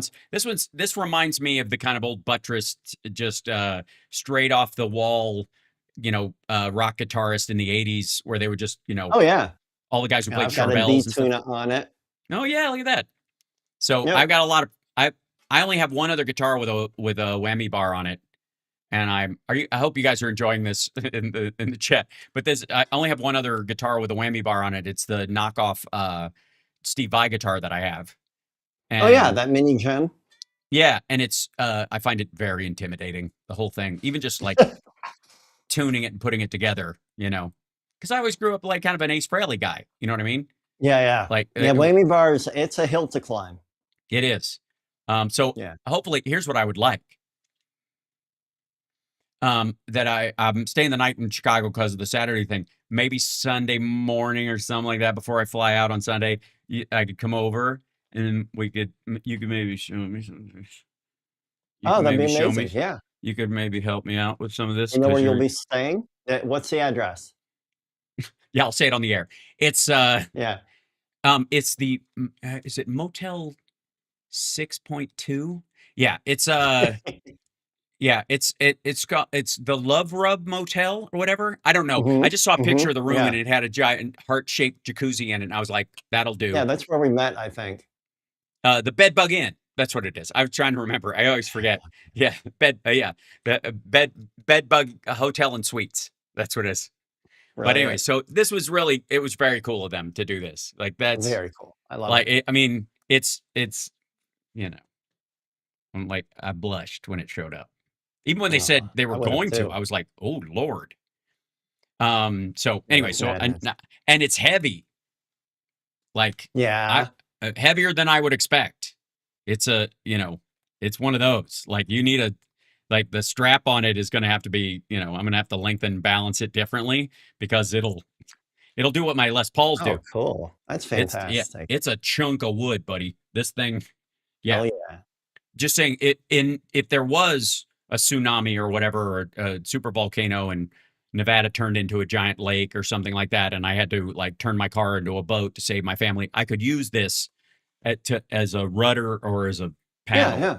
Because You it could would float. Yeah, it would. Yeah, I could probably float on it. Anyway, Yeah. so that was really lovely of them, and I thought I'd show it to you because I love you, and Nice. I knew you would appreciate it. And thank you, Oh, chat yeah, room, I for indulging us for that moment. We missed you too, Steve. It's probably mahogany. It very well probably is. I will have to look it up. My knockoff Les Paul sounds better than a real Les Paul. Well, I'm a big fan of buying crap guitars, electric guitars anyways, and messing around, like adding the electronics that I like just to Oh yeah. experiment. Because if I took a $3,000 Les Paul or something like that and started swapping out You don't pickups, want to touch it. You don't want to change yeah, it. You're like, oh, yeah, this is exactly how it's going to be for the duration. right, because it's supposed to, it's designed. Those Yep. guys are craftsmen; they know what they're doing. But if I buy like a $300 guitar off of eBay, like I figure all bets are off. Yep. And that's what she said. Thank you, Jamie. I So, know. anyways, love you guys. Hit the like if you would on your way out the door, and don't forget Johnny has a live stream as well. It's Johnny Million on Twitch and YouTube. You should subscribe there as well as subscribe here, and there we go. So, and I've been recording a bunch lately, obviously, and I'm gonna bring a piece. I might send it to you ahead of time that I want you to solo That'd be over. cool. Yeah. I am in. I'm ready to solo. I've got all my whittly diddlies ready for you. Thank you. Yes, I want some look at me's. Look at me. Look at me. 1060 West Addison. Yeah, that's where I'm staying. Yep. Yep. That's my home address in Chicago. If anybody wants to drop by and say hi. Yep. See you there. Hi, Steve. Of course we do, Gonzo. How you doing? Long time no see. And Made in America doesn't mean quality. They rush it out to meet their numbers. Well, it depends on who they are. Because like I've been to the ESP custom shop here it's in Los Angeles. It's in the Valley, and they make that stuff right there. They got their own paint shop and all this stuff. There's a bunch of ones that are made in Korea that they do, but even those are really well put together. Like the Korean, Korea's aren't bad. No, they're really good. I think Mexican Strats gave everybody the icks for a while, and the idea is Mexican Strats. Yeah, I mean it may not sound super appealing, but those are amazing. Mm-hmm. Accidentally, it's like one of those guitars where like they decided to make it out of cheap wood, and it was great somehow. It's so good. Anyways, I love you. I will see you later. Have a great day. Love you too. Talk to I you will later. talk You're to you awesome. soon. Okay. And Safe chat travels. room. All right. I'll let you go. And there he goes. Johnny Million, everybody. And hi, chat room. How's Boys Town? North Allsted these days? It's lovely. I will have to say that the Gay and Lesbian Center on Halstead is one of the best LGBT centers in the country, if not the best, I would say. Obviously I'm not a member of the community, but because of QAF, I'm often thought of as gay adjacent, as it were. I get to benefit from the zip code, but I'm not actually I don't live in the district. Is Charvel still a thing? Yes, it is. I actually applaud Chicago's LGBT center. I gave my brother-in-law Ace Frehley album, and he died that day. Oh, I hope that's a joke somehow.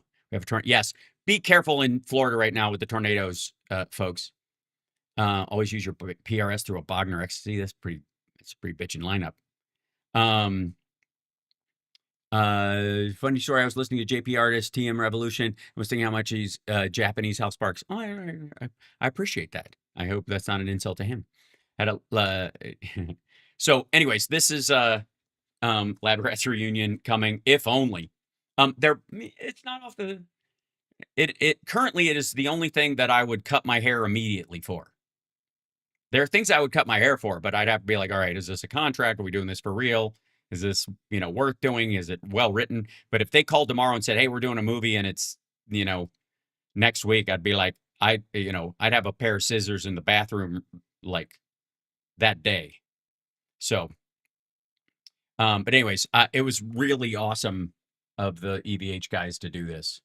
And it's a beast. It's pretty great. I do have to get used to the setup on this because I'm not used to like locking bridge, kind of guitars because I'm,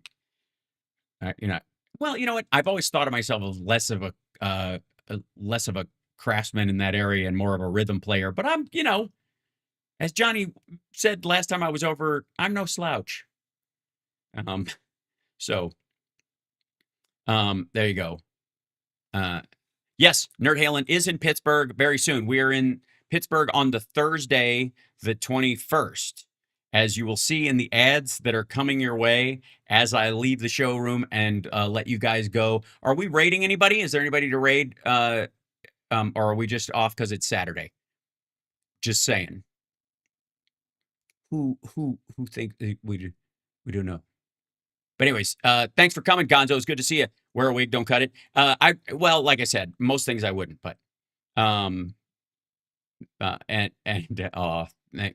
Gonzo. Humility is not one of my things. I just have a realistic view of my capabilities at a certain point, but I work to get better. Okay, we're going to raid Trucker John. Excellent. All right, I'm going to let you guys go. I will see you Monday, if not sooner.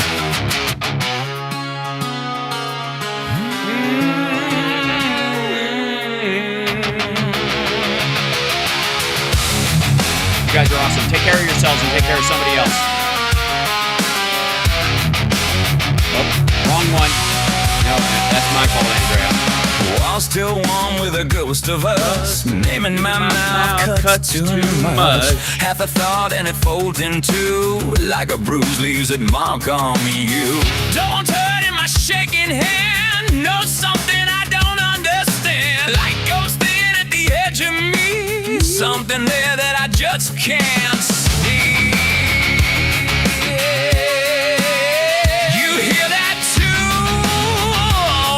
Just me. Downside out, downside out. I need to go where I don't belong. Downside out, downside out. I need to go where it feels so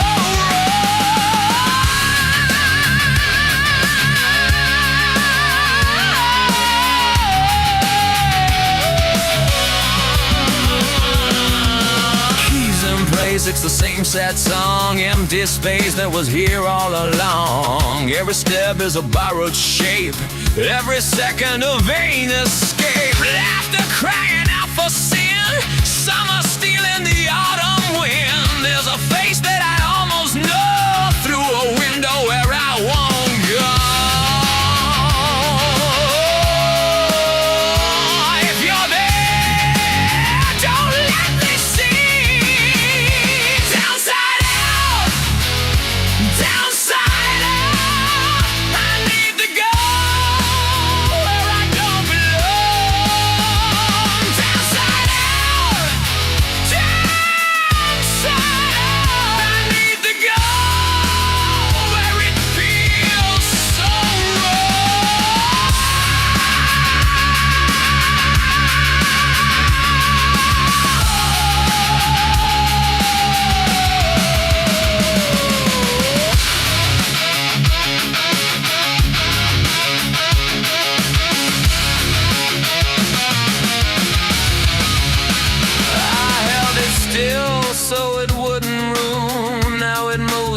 Things I do in my hands and the way I speak, in the cracks when I try to sleep. And you sit like you always did, never answer, just nod your head. If I reach, do you disappear? Goodbye, you were never here. Don't touch the door. Don't touch the door. If it opens, there's so much growth.